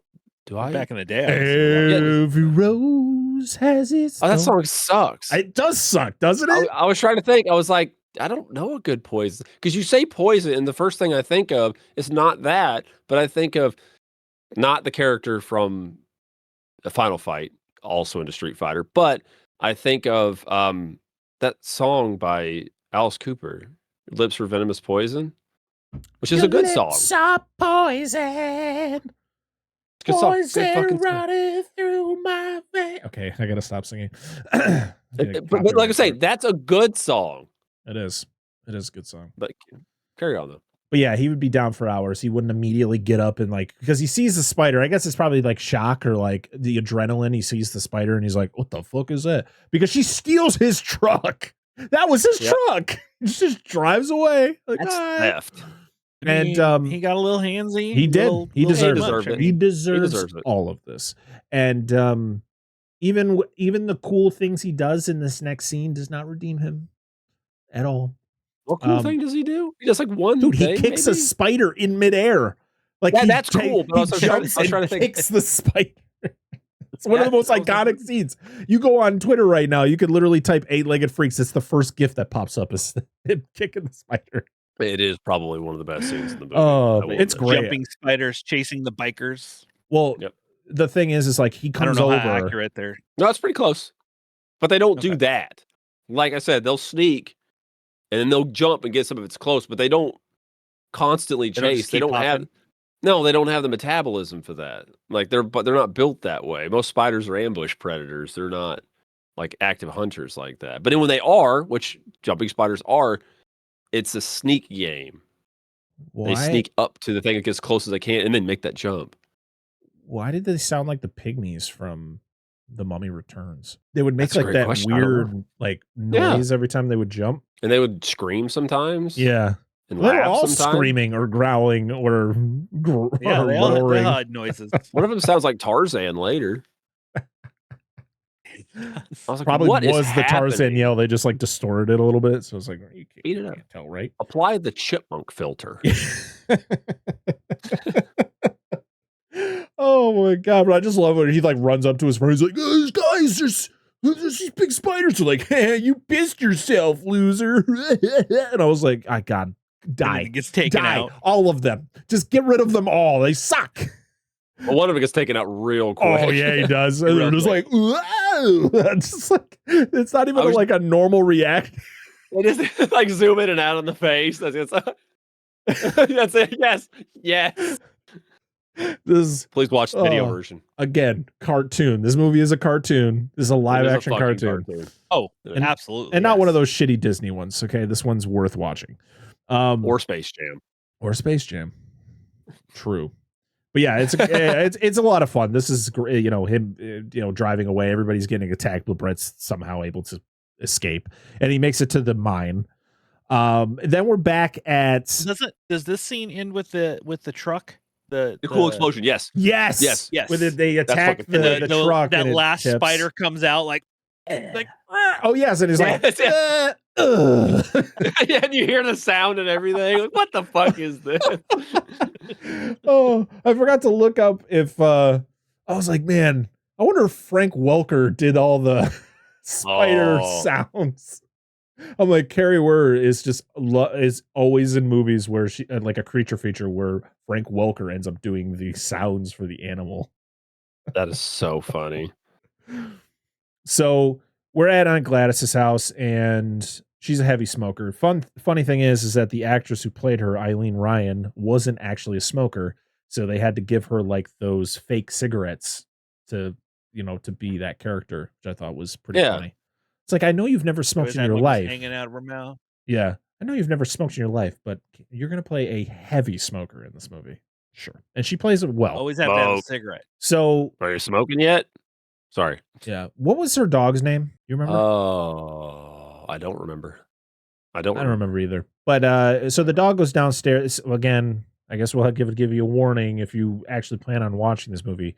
Actually, does the dog? I don't think the dog dies, does it? It gets gotted, dude. I mean, there's Oh yeah, you do hear like don't the see- squealing in the distance. Yeah. There's a lot of animals. big This people must have aha. hated animals, dude. Whoever made this fucking movie. Yeah, he I mean, gets honestly, you're not going to spoil much. It's a Looney Tunes movie. Yeah. that is This true. is. I mean, So the dog gets yoinked. it's not a deep film that's going to shock you. Except for like, there's like one scene where we'll get to later where you're just like, this seems out of place. But all right, I'll accept it. But yeah, the dog gets yoinked. Aunt Gladys gets yoinked with the dog, and that's happens as soon as Chris gets home. And instead of like trying to find his aunt, he just finds the big spider leg, goes and just like waddles away out of the house, like tripping over himself 14 times. And I'm like, okay, sure. Again, he's not the main character of this movie. I will say it many, many more times. So we get The bigger build person. yeah. He got top billing because he's the man. Sure, That's why. sure. That's Well, he is that's a why she man. didn't. Listen. If I ever meet David Arquette at a con, which someday I will go to one, I am not going to have him sign any Scream movies. I am going to find a VHS copy of Eight-Legged Freaks, and he's going to sign that. Yes, And that's as you should. I mean, and to be honest, That- after watching this movie, I think if I ever met Kari Wuhrer, I would have her sign this too, because I like her way more in this than I do in Anaconda, because she's a badass. She definitely does more in this, and She is a the badass. opposite in Anaconda, but also she Yes. watched her boyfriend get killed by the Anaconda, so I guess I understand why she was in the headspace she was in. But she gets fucking like, I don't care. John Voight is not hoisting his body up to choke her out with his thighs. I digress. She's a badass in this movie. So Chris goes back to Sam's house, talk to Mike. He shows him the spider leg, and Mike's like, computer activates. Gonna find information, and just pulls up a bunch of shit on his computer. And the mom comes and she's like, what's going on here? And then, guys, wait, is this? Oh yeah, this is the scene where I went, somebody had some weird sexual thing going on in their brain when they wrote this scene, because this is fucking weird, man. Scarlett Johansson, she's a 40-year-old woman now, but she was 18 when this movie was made, and so it was still weird. But this was, dude, come on. There is some context. Somebody got to the it scene. on him.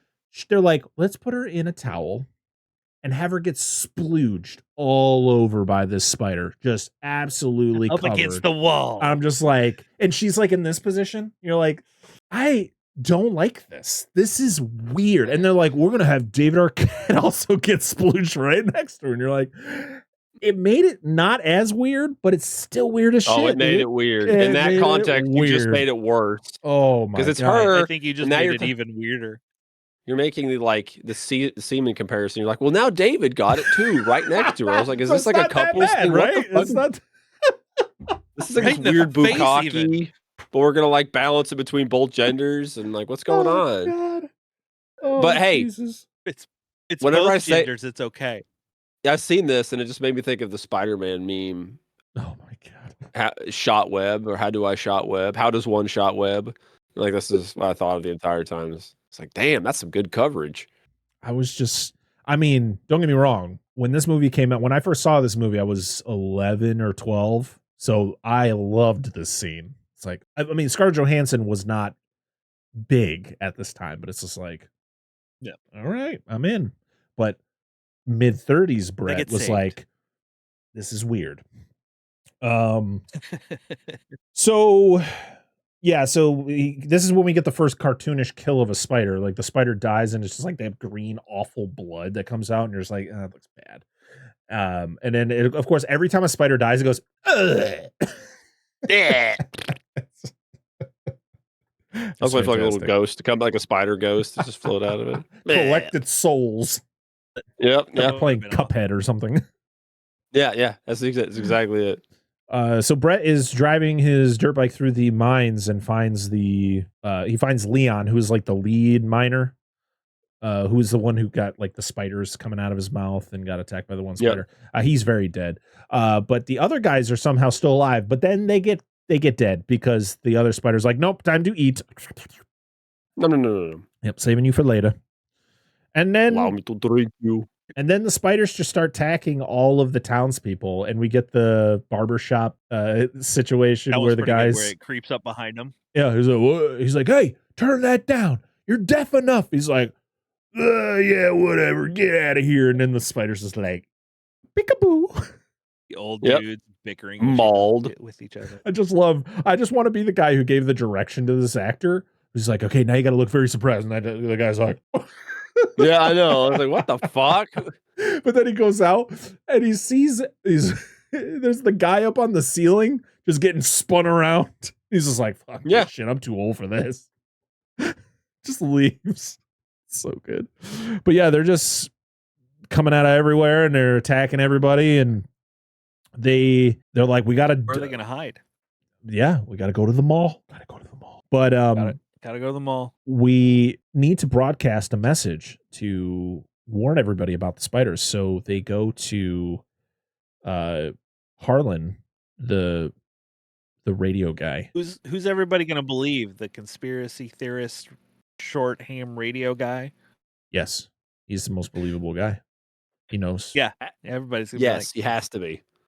Listen, I don't care if you think about it. No offense, I'm not poking fun at anybody who does these type of podcasts, because I listen to these podcasts because they're interesting. I love listening to like paranormal podcasts, or like I like listening to conspiracy theory podcasts because I love conspiracy theories, even if half of them are fucking ridiculous. It's still fun to listen to. So like, I'm not poking fun at anybody. Like, I'm gonna listen to this guy. I might listen to this guy. This guy's like, he seems more believable than half of Washington D.C. right now, right? Yeah. Okay. 100%. Yeah, we won't get into that. No, that's as far as I'm going. That's a whole different podcast. Yeah, that's a side podcast I don't want to start. No thanks. Nope, that's as far as I'm going. But yeah, they go visit him because they need to pass on this message, but then the spiders attack his trailer. And I just love, he's like, I still had 3 payments left on this trailer. He doesn't make much money. This radio station, No, I I imagine don't think not. it's a legit radio station, even though he does say a radio station name. I can't remember what it was. But yeah, the spiders But attack I think it's only like at local area. That's true, yeah. Because he has to put his antenna up on the mountain to kind of get a signal out to people. I just His want theme song. Go ahead. I just wanted one spider to get killed in this movie and one person go, fuck you, as like a Tremors callback, because this definitely has like a Tremors feel to it in a way. It does. Yeah. But yeah, we get the giant tarantula and it roars, and I was like, all right, Dan's gonna love that. And 100%. yeah, it was a great time. Good times. Tank. The tarantula tank. Yes. So That's cool. It is. So everybody's fleeing, everybody's running around the town. They got to go to the mall because that's I guess the best place to go. And we're like, all right, kind of like, space. well, you got to think. I also feel like it's somewhat of an homage to like Dawn of the Dead. Like, this is the place we gotta go. We gotta go to the mall. We gotta escape this invasion, or this attack from a force we're not used to. So I liked that. So they get to the mall. And they close again. Of course, you got like the janitor, that one janitor who's just like, oh, I don't remember what key it is. It's like, Is it the one that says front gate? Oh, yeah, that's the one. I was like, it's crazy that the derpy character is the smarter one of the two. It doesn't make sense.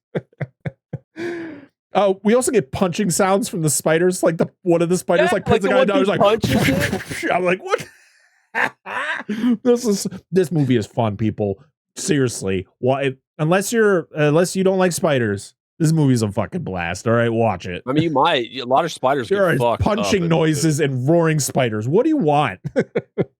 You want realism? Yeah, it's not. Get out of here. No. Oh my god, makes me want to watch it again.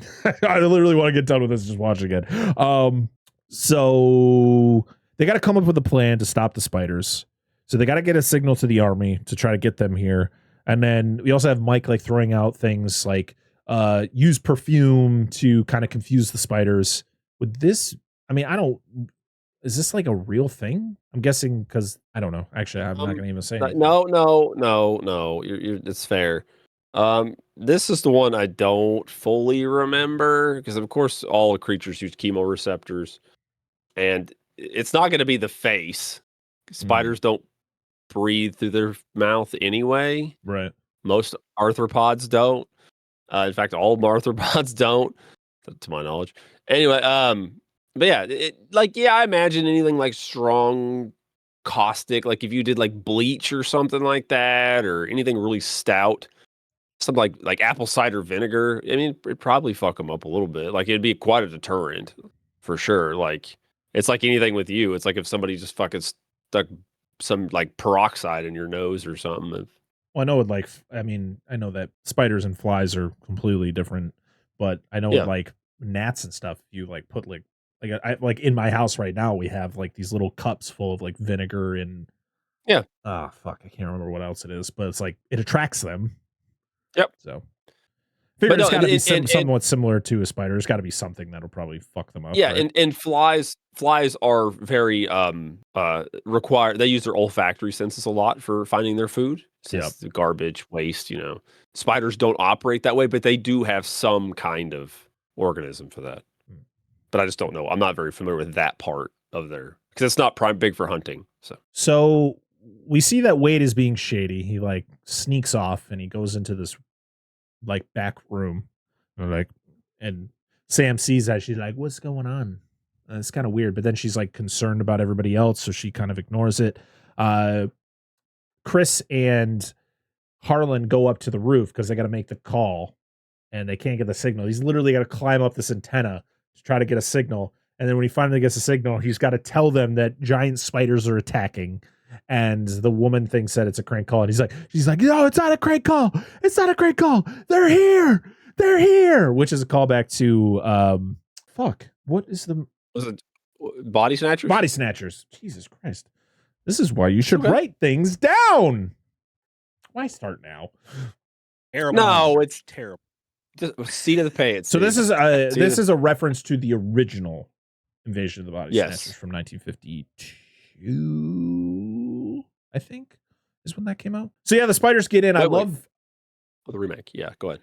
Well, no, the remake came out in like 70s. It was like 77. Oh, I know. You said 52. The original came out in the 50s. Yes, that's right. Sorry. Yeah. I completely misheard you. I'm so sorry.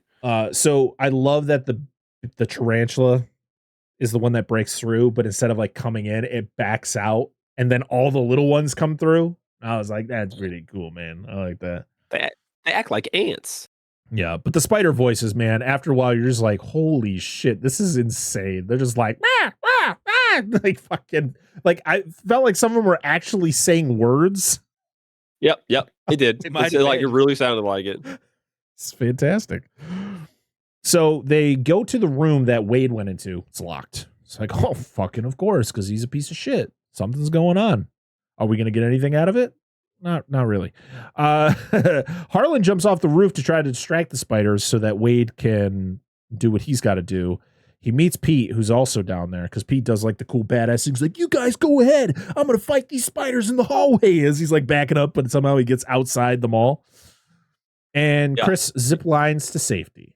I was like, cool. Then we're back with Brett, and he's still just driving his dirt bike around the mines. But then he runs into Wade. He's like, I don't know how to get the hell out of here. And Wade's like, don't worry, I got a plan. But as soon as he like hops on the bike, a spider grabs him. And you're like, all right, so something's going to happen with Wade, right? I don't know. And nothing of value was lost. I guess you got to stay tuned. We get the old man from the barbershop and the spider in the tent, which I thought was good. That was pretty good. Scene. I like the spider in the tent, Brett uses a fork truck and drives his way through a wall. And I went, hey, I'm fork truck certified. I would have been like, hey, I bet that motherfucker ain't. I could drive one of those. And also, I've never understood the fact that people are allowed to drive propane powered fork trucks inside. I was literally about to say that because spiders come through the door after he plows through the shutters with the fork truck. And I'm like, they're just shooting. I was like, that is a fucking petroleum canister or propane canister on the back of that vehicle. What the fuck are you doing? Yep. And those trucks always somehow leak. Like, even if it's not a lot, there's always, the amount of, I've had to change out those tanks many times. They're fucking awful. When I worked at Walmart, that's all the fork trucks had was the propane. Now a lot of them are battery powered, so. But everybody goes into the mines because they're actually busting through because they're in the mall. So they're trying to get through this door, and Sam takes the fork truck and actually like wedges it into the door to try to prevent them from coming in.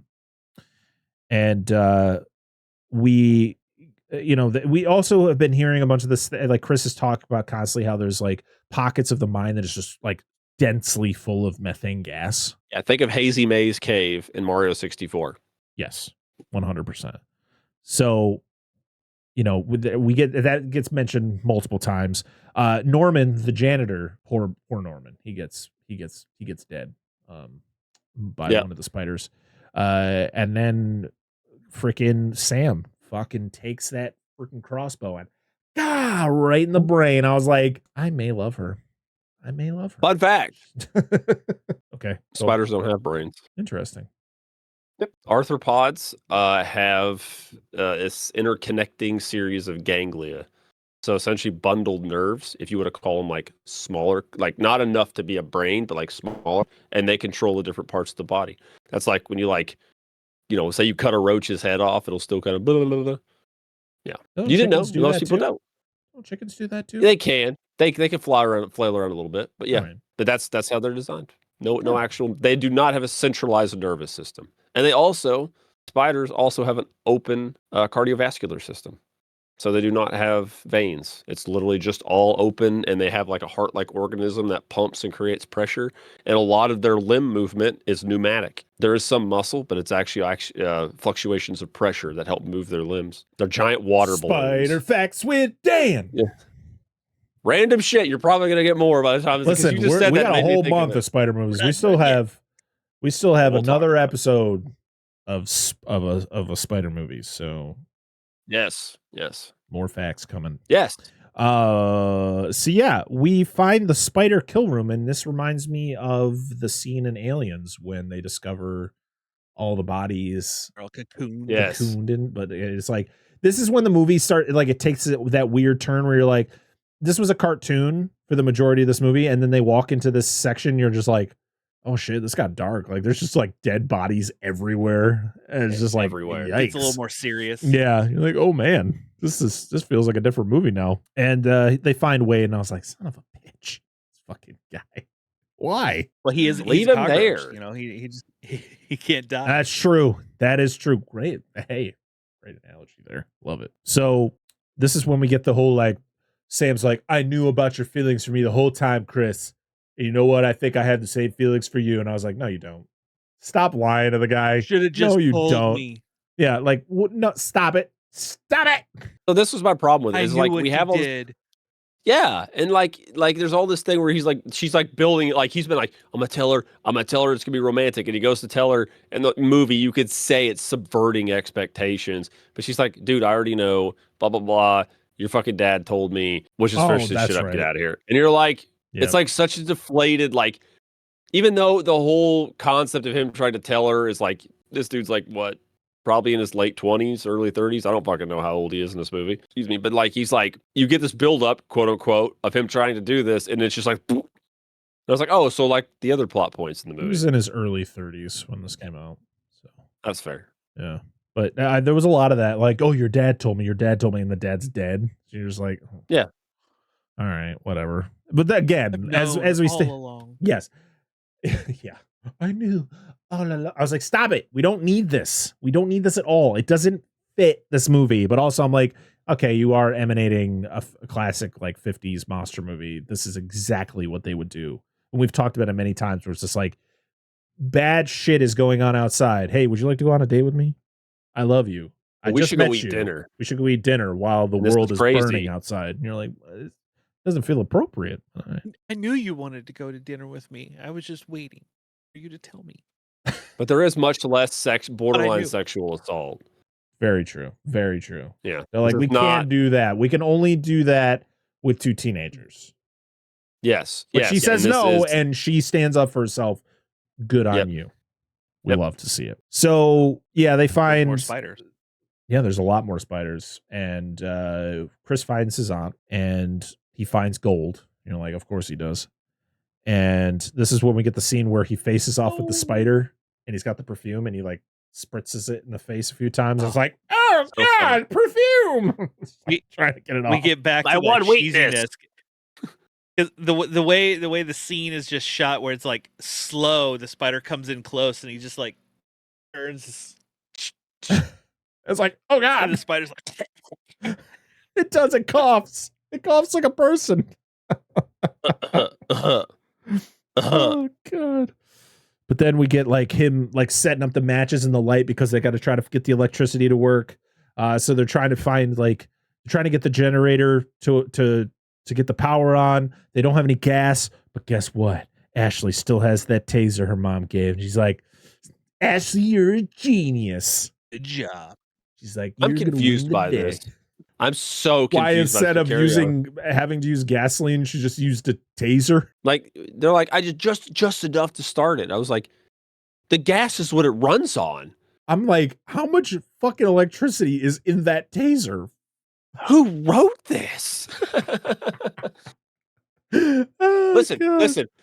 This coming from the guy that'll watch them trap a giant quadrupedal saurian monster inside a wooden roller coaster and shoot it with a radioactive isotope, and I'm like, I'm solid with this gameplay. This makes total sense. I'm on board. But this is too far. Yeah, he was shot by the guy who was in Escape from New York. That guy. What's his name, Dan? I don't fucking remember. Who's the guy in 20,000? Was it 20,000 Fathoms? Right? 20,000. I don't remember his name. Yeah, it escapes me. Oh fuck! He was the guy who gives Snake Plissken his mission.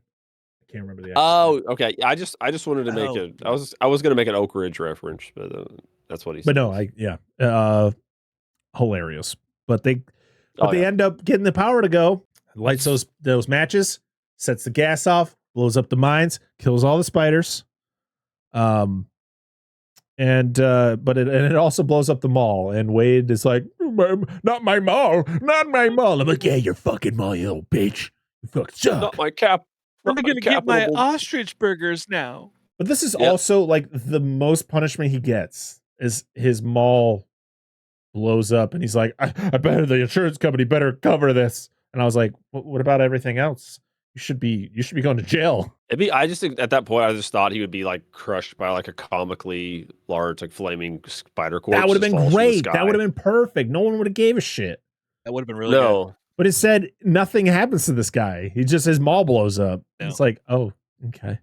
But also, the cops show up from another town, and Harlan was the one who notified them. And I guess because they listened to his show, and they're talking about your message. It's like, aliens are here. He's like, yeah, there's a bunch of. Yeah, there's that one cop. It just like comes in the screen really quick. Where are the aliens? Yeah. And then like walks off. There were a bunch of cocoons down there. There's cocoons? We got cocoons. Yeah, like. And then I guess Chris opened the mines because we get that final shot of Harlan talking, and then he has gold teeth. But also, we don't get a kiss. Smile. We don't get a kiss between Sam and Chris. Good. I guess there's an alternate. They really know. There's no chemistry there. Zero chemistry. I guess there was an alternate ending where they do. I'm glad we didn't. And then they get eaten by giant spiders. Let me tell you guys. There's an alternate beginning and alternate ending. So the alternate beginning is an extended version where Harlan does a broadcast promoting the mall. After which Norman sees Wade approaching the driver of the toxic waste barrels before having the barrels put in the basement directly in the mines. And then the alternate ending. So it would have actually helped us understand the Wade connection with the barrels instead of just that weird phone call and him just being sketchy. Yeah, the one barrel that fell into the water. And like that one barrel was supposed to be our like tipping point. But there's apparently a shit ton of it. And then the alternate ending was after the mines blow up, the townsfolk walk down a road to get help. They meet up with Pete and Harlan, who were walking through the desert. Pete trying to convince Harlan the spiders were not aliens. Afterward, Sam and Chris kiss as the scene ends. I don't know what I just read, but none of that made any fucking sense. Oh, you know what this made me think of? Maybe so everything blows up. So the toxic waste underground is quote unquote moot at this point, though it will have ramifications. So there was an alleged sequel, which I'm sure you'll talk about. Uh-huh. But that's the problem is you get all this buildup for this chemical stuff, and the different beginning would have made more sense. But like it just doesn't make sense for the pet shop thing. Because they get some chemicals and then they get big and get out, but then they get in the mine and they get a little bit bigger. Make it a little bit bigger, but then like, are they eating crickets in there too I don't know. to get big? Radioactive cave crickets? Yeah, 'cause I don't know. It's not like the spiders would have seen the barrels if they were there and been like, I think we should drink this. And like, I think crack it it would be open better like a if, fucking old V8 can. yeah, I think it would be better if instead of the methane angle, just have there be a bunch of toxic waste and explosive materials and ordinances.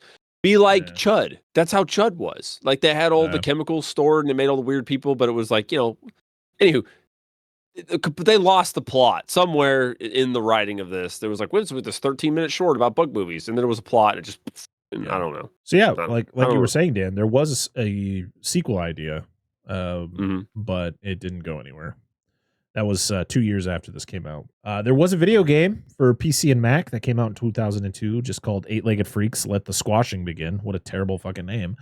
And did you just squash spiders? I guess. I don't know. Sure. But yeah, that's Eight-Legged Freaks. Sharks of the Corn? Virus shark? Cocaine shark? Sharktopus?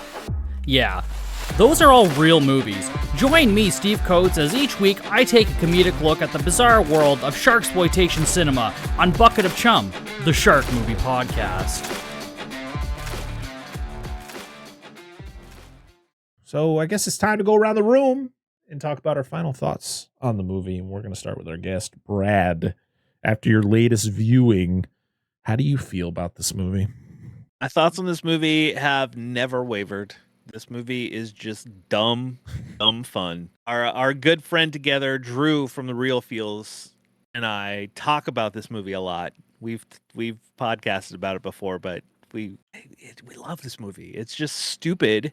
And if you need another stupid spider movie that'll play with it, go watch Big Ass Spider, because it's that same type of movie. Yep. If you just want to have 90 minutes of just live action, stupid Looney Tunes action with spiders, watch Eight-Legged Freaks. Yeah, 100%. What about you, Dan? Mr. Spider-Man.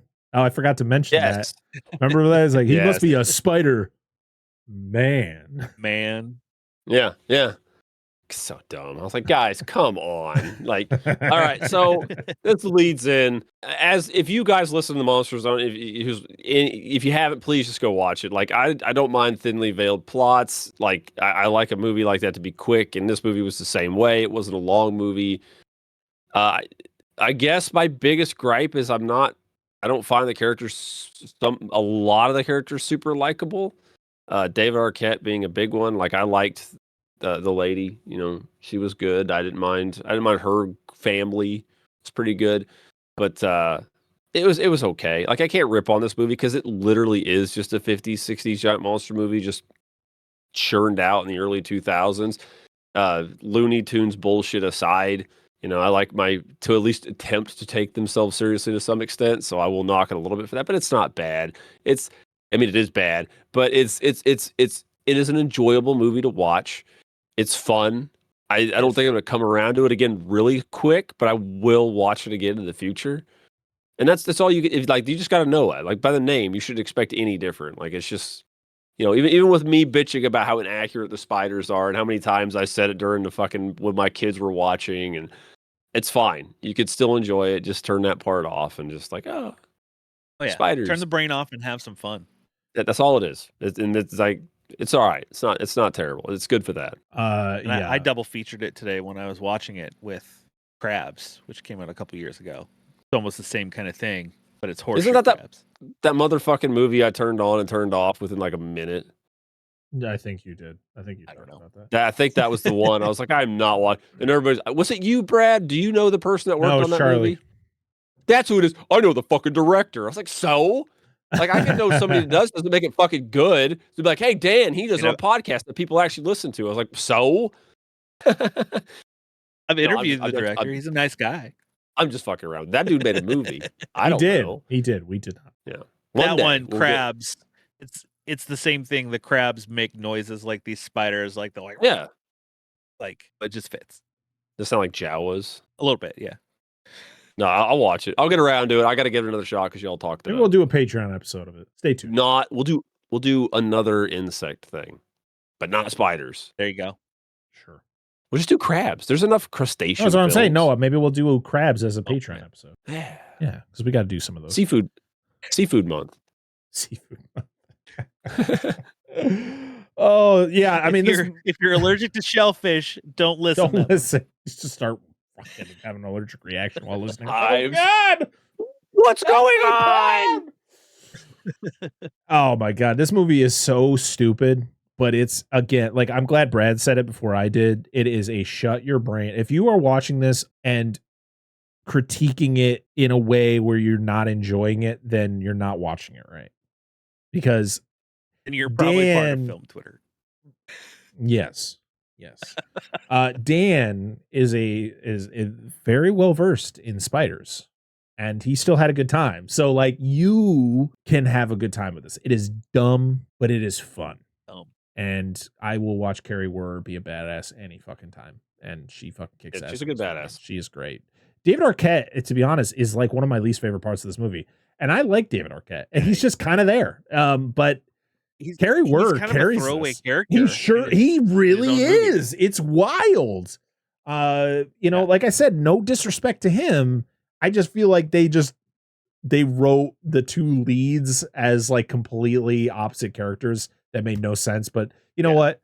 Kari Wuhrer is she's like, again, she's a badass, and I really enjoyed it. Like, the funny thing is, like, Scarlett Johansson like is in the movie pretty prominent in the beginning, and then it kind of just like does nothing for the rest of the movie. It's just like, she got splooged by the spider. We should just make her. Give her like the minimum, like, for the rest, because we feel bad. It's like, you should feel bad. It's a fucking weird ass scene, man. But this movie's fun as hell, man. CGI doesn't hold up. CGI is terrible. But it again, this is a shut your brain off type of movie. This is a movie where if you're having a bad day, throw this movie on. It will surely brighten your mood, because it is dumb fun. And I need to make sure it's that just say dumb fun. With the CGI, very dated and looking bad, it kind of adds to the watching of it now. Just like when you watch those old 50s, monster movies, you're like, this is so bad, but you know what? I'm having a great time. When it's close up and it's just like an arm coming in, like, yes. Or like, we talked about our good pal, R.I.P. Burt I. Gordon, who would always just take actual insects and he would like put them on the film, but it just didn't look right. But it's like, it just felt right for the time. It's like, that's what it felt like. It felt like a Burt I. Gordon movie in 2002. Yeah, it really did. Actually, it did. So this movie is definitely one I need to find. Like I said, this is a movie I don't want to like go out and spend like $25 for a Blu-ray. I want to go find this for like a few dollars at a Goodwill on DVD, or go to a flea market and find it on VHS for a few dollars. Like, that is what I need to find. I do not want to buy some 4K restoration of Eight-Legged Freaks. It does not need a 4K, because it's just, I want to feel like I'm 12 years old again watching this movie. It's like a bargain bin movie, 100%. Or like those midnight movies, like a midnight movie. It's that Walmart. It's that $5 bin at Walmart. Yeah, you dig through and you're like, fuck, Eight-Legged Freaks. I remember this movie, and you're just like, $5. Absolutely. Listen, I'm gonna say it. Walmart, what the fuck are you doing? Why don't we have the $5 bins anymore? What a fucking shame, dude. That is one of those moments where you go into a Walmart and you're just like, you know what? I don't know what to watch. So you just close your eyes, you put your hand in that $5 bin, you rustle it around a little bit, and whatever you pull out, that's what you're watching. And I miss that. I miss that. My Walmart still has a bin. They still have the $5 bins? Are they not? Yeah. Fuck, my Walmart still have the big sucks. bin right in the middle of the store. My Walmart fucking sucks. We barely have movies. You need to talk to your Walmart. Same. I used to work at that Walmart. What a shame. I used to be the manager of that department. I used to have to fill those bins and set those movies up. That's why. Then I left. They don't have it anymore, because you're not there. Yep, it's all your the fault. Hardest working guy. It's unfortunate. Yep, it's all downhill. They didn't have anybody to fill it, so like, we gotta get rid of it. They were the easiest things to fill. You just open up a box and you dump it in the fucking thing. It's like There's a box of the Dollar Cheetos in Tree. here. A lot of the Dollar Trees have stopped carrying the DVDs. 'Cause I used to go in there and you same thing. You can find just like bad movies. For That's a what I buck. no seriously, like I really want to, not to like completely sidetrack, but I kind of want to do a series where I just like find a place that sells DVDs. I close my eyes and I just kind of and I pick a movie, and that's what I watch and I review this it. week's movie. Yep, that's what we're doing. I don't care what it is. That'd be a good time. I'd have a good time. But back to this. Now it's time to go And over to most social. of those are probably on Tubi. Probably. Yes. But you know what? $5 is not going to hurt.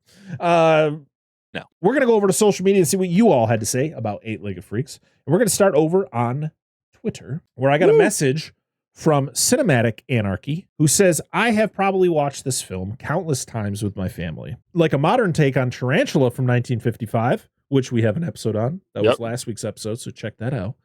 Or Earth versus Spider from 1958. Is that on our Monster Zone wheel, Dan? Which movie? Earth versus Spider? Maybe. Write it I think down. it might be, because it was going to be my suggestion. Write it but down. I'm going to pull it up. My wife absolutely despises spiders, but loves David Arquette. So this is one of the few spider creature features that she will actually sit through.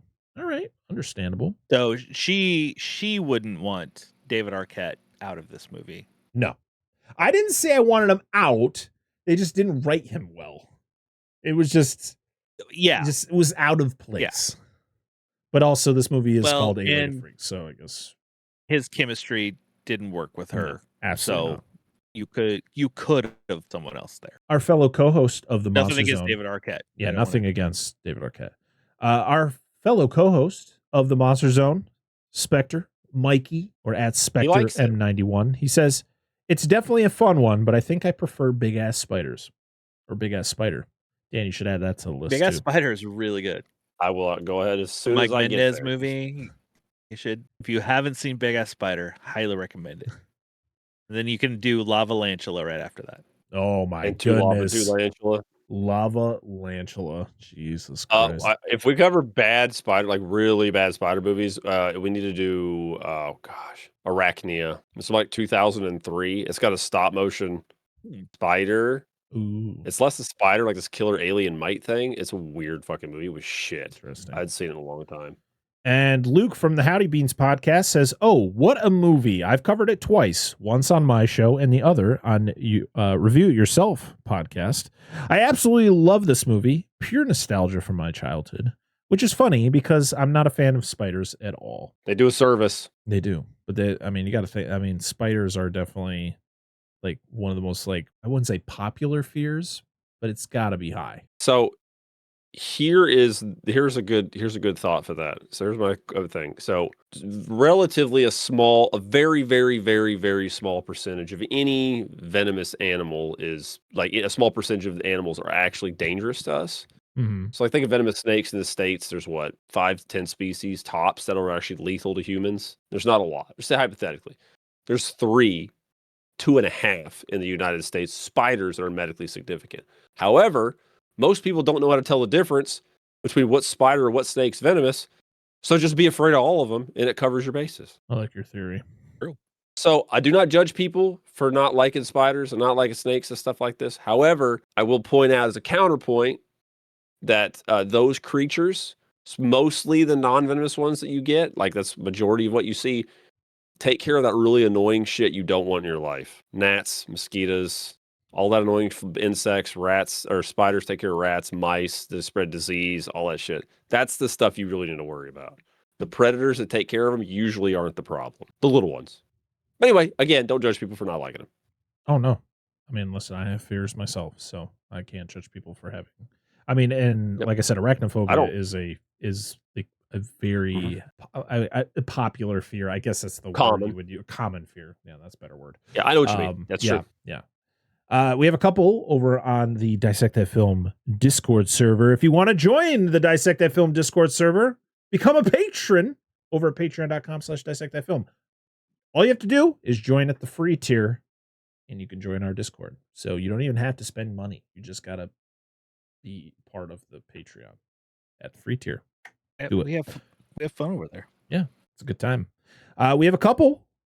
We have one from Spicy Dan. who says, Not me. Oh, spicy no, Dan. not our Dan. We got The true spicy Dan. yes. Dan, one of the hosts of the Geeks with Beards podcast, who says, I've never watched this movie all the way through. What I did see was okay, but David Arquette just doesn't do it for me. My favorite arachnid / insect creature feature would be arachnophobia. Spoiler alert for next episode. And our last one is from Lo Wang, who says, this is the movie that started my love of giant bug movies. It's also the first one I ever snuck into. This movie has it all. Motocross spiders, trapdoor spiders, mall spiders, and a giant tarantula making sweet love to an Aerostream trailer. 400 out of 10 would sneak in again. Give it a little drum, baby. That's the best comment we got this week. Thank you, Lil Wang. 400 out of 10. Thank Hang you. low, Mr. Wang. Thank you to everybody who left us a comment over on social media. If you want to be part of the episode, make sure to follow us on all those social medias. We're on Twitter at Dissect That Film. We are on Instagram and Threads at Dissect That Film Pod. We are on Blue Sky at Dissect That Film. And if, like I said, and I just mentioned the fact, if you want to join our Discord server, all you got to do is join the Patreon at the free tier and you can get access to the Discord server. There's a lot of fun things, a lot of fun channels in there. You can share, like we got like toys and physical medias and like just there's a lot of cool stuff in the Discord. So please join us over there if you want to be a part of all that, because it's a good time. Well, now it's time to tell you all what we're going to be doing next week. So next week is another Monster Zone episode because we're still doing this bi-weekly thing. And you know what? I am having a good time with it. So next week. Are you doing spiders? Brad, it's like you knew what we were doing. This is crazy. He's reading my mind. Yes, Brad, we are doing more spiders because next week for our Monster Zone, our brand new Monster Zone episode with our co-host Mikey. You're probably wondering why when you watch the first Monster Zone of the month, you're like, where's Mikey at? Well, those are old ones. We recorded them like two years ago, I think. So we're trying to put those, they were from the Patreon and we're trying to release them slowly out to you guys. But once a month, you get the brand new ones that have Mikey in them. So this is that one. And we're talking about 1975's The Giant Spider Invasion. Yes. Which is a movie. We had a good time talking about it. That's all I'll say about it. Yes. And then for our next Dissect That Film podcast episode, we are going to be traveling all the way back to 1990 and talk about one of the most iconic spider movies as we talk about Arachnophobia with Jeff Daniels. I'm very excited. I have already talked about this movie this year, or maybe it was last year. I can't remember. Me and Drew from the Real Feels podcast talked about it over on Binge Movies. But we are going to do a full episode on Arachnophobia over here. It's also celebrating a pretty significant anniversary. It's 35 years old, which is crazy. And it'll be like the second 1990 movie we've talked about this month because we talked about Predator a couple weeks ago. So, yep. Hey, it's just how it worked here on SpiderMonth.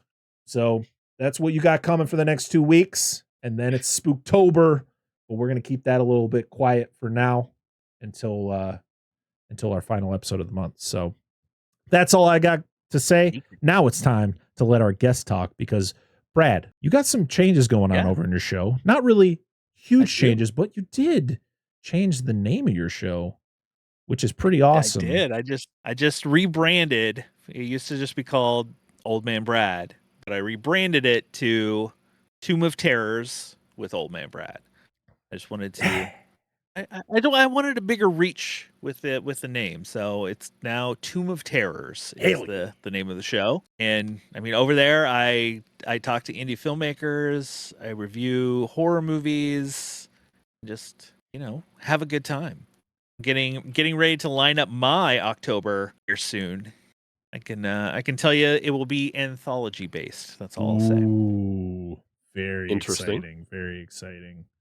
You can find me on Instagram, Blue Sky at Old Man Brad. I don't really use the Twitter much anymore, but I'm out there. All of Brad's links will be in the description, as we always share our guests' links, because if you listen to our show, we feel you'll enjoy every guest we have on here. You're definitely going to enjoy their show in some way, shape, or form.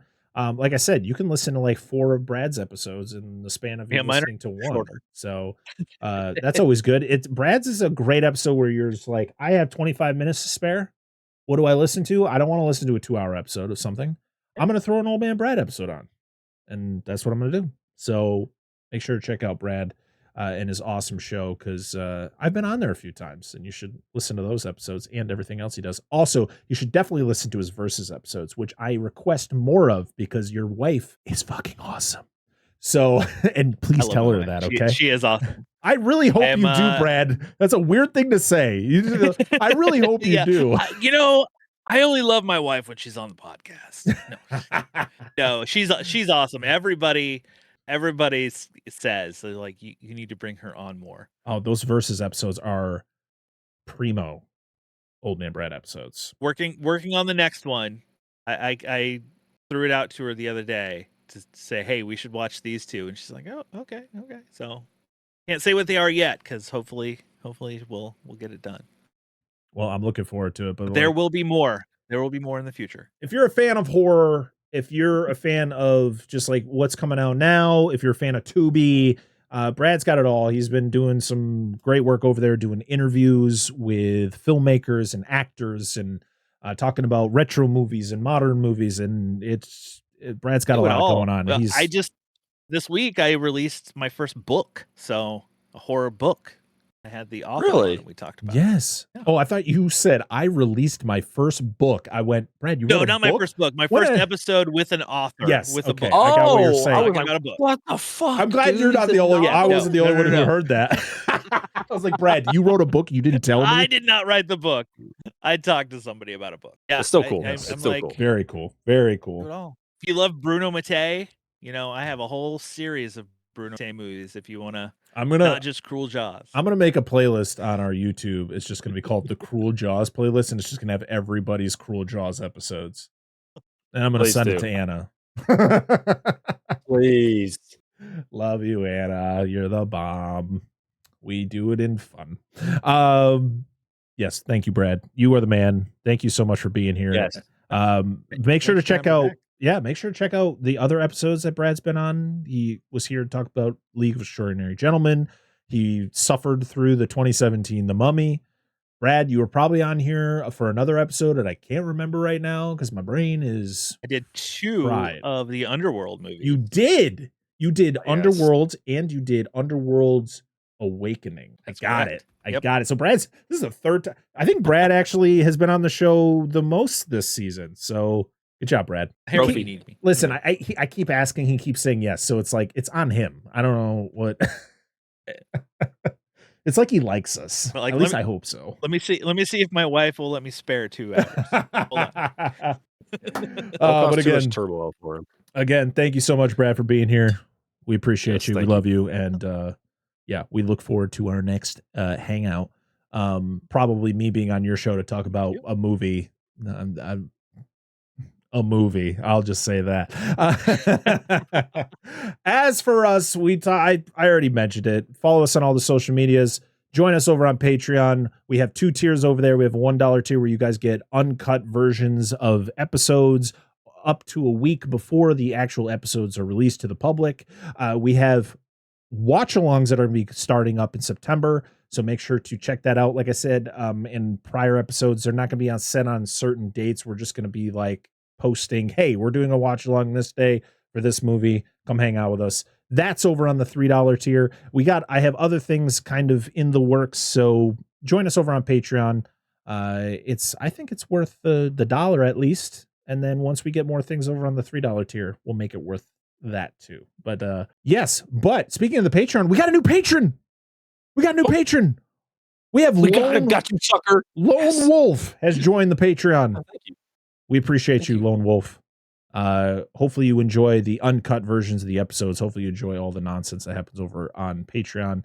Hopefully you join us over on the Discord to all the shenanigans that happen over there. So thank you for supporting the show, because all the money that we get from the Patreon goes right back into the show. None of it goes to us personally. So you know that your dollar is, or whatever you give us, is going to hopefully a good cause. But the last thing I need to do is I need to thank our patrons. We have Billy Joseph Jr., Bucket of Chum, the Shark Movie Podcast, Corey Morissette, Daniel Collins, Dustin Elkins, Jordan Champion, Lo Wang, Rudy5453, Angela, Anna Presley, Dana Dissect That Film, Doom Generation, Eric Stein, Jason, Lone Wolf, Robert Stewart, and the Barons Hideout Podcast. Thank you all for supporting us over on Patreon. And thank you to everybody else for supporting us, period, for rating us, for reviewing us. Guys, we're at 38 reviews on Spotify, so if we could get 2 more to hit 40, that would be fantastic. That would be wonderful. So, yeah, thank you to everybody out there. I probably forgot something because I always seem to do that, so make sure to yell at us We'll get in it the next comments on your podcast apps or on YouTube.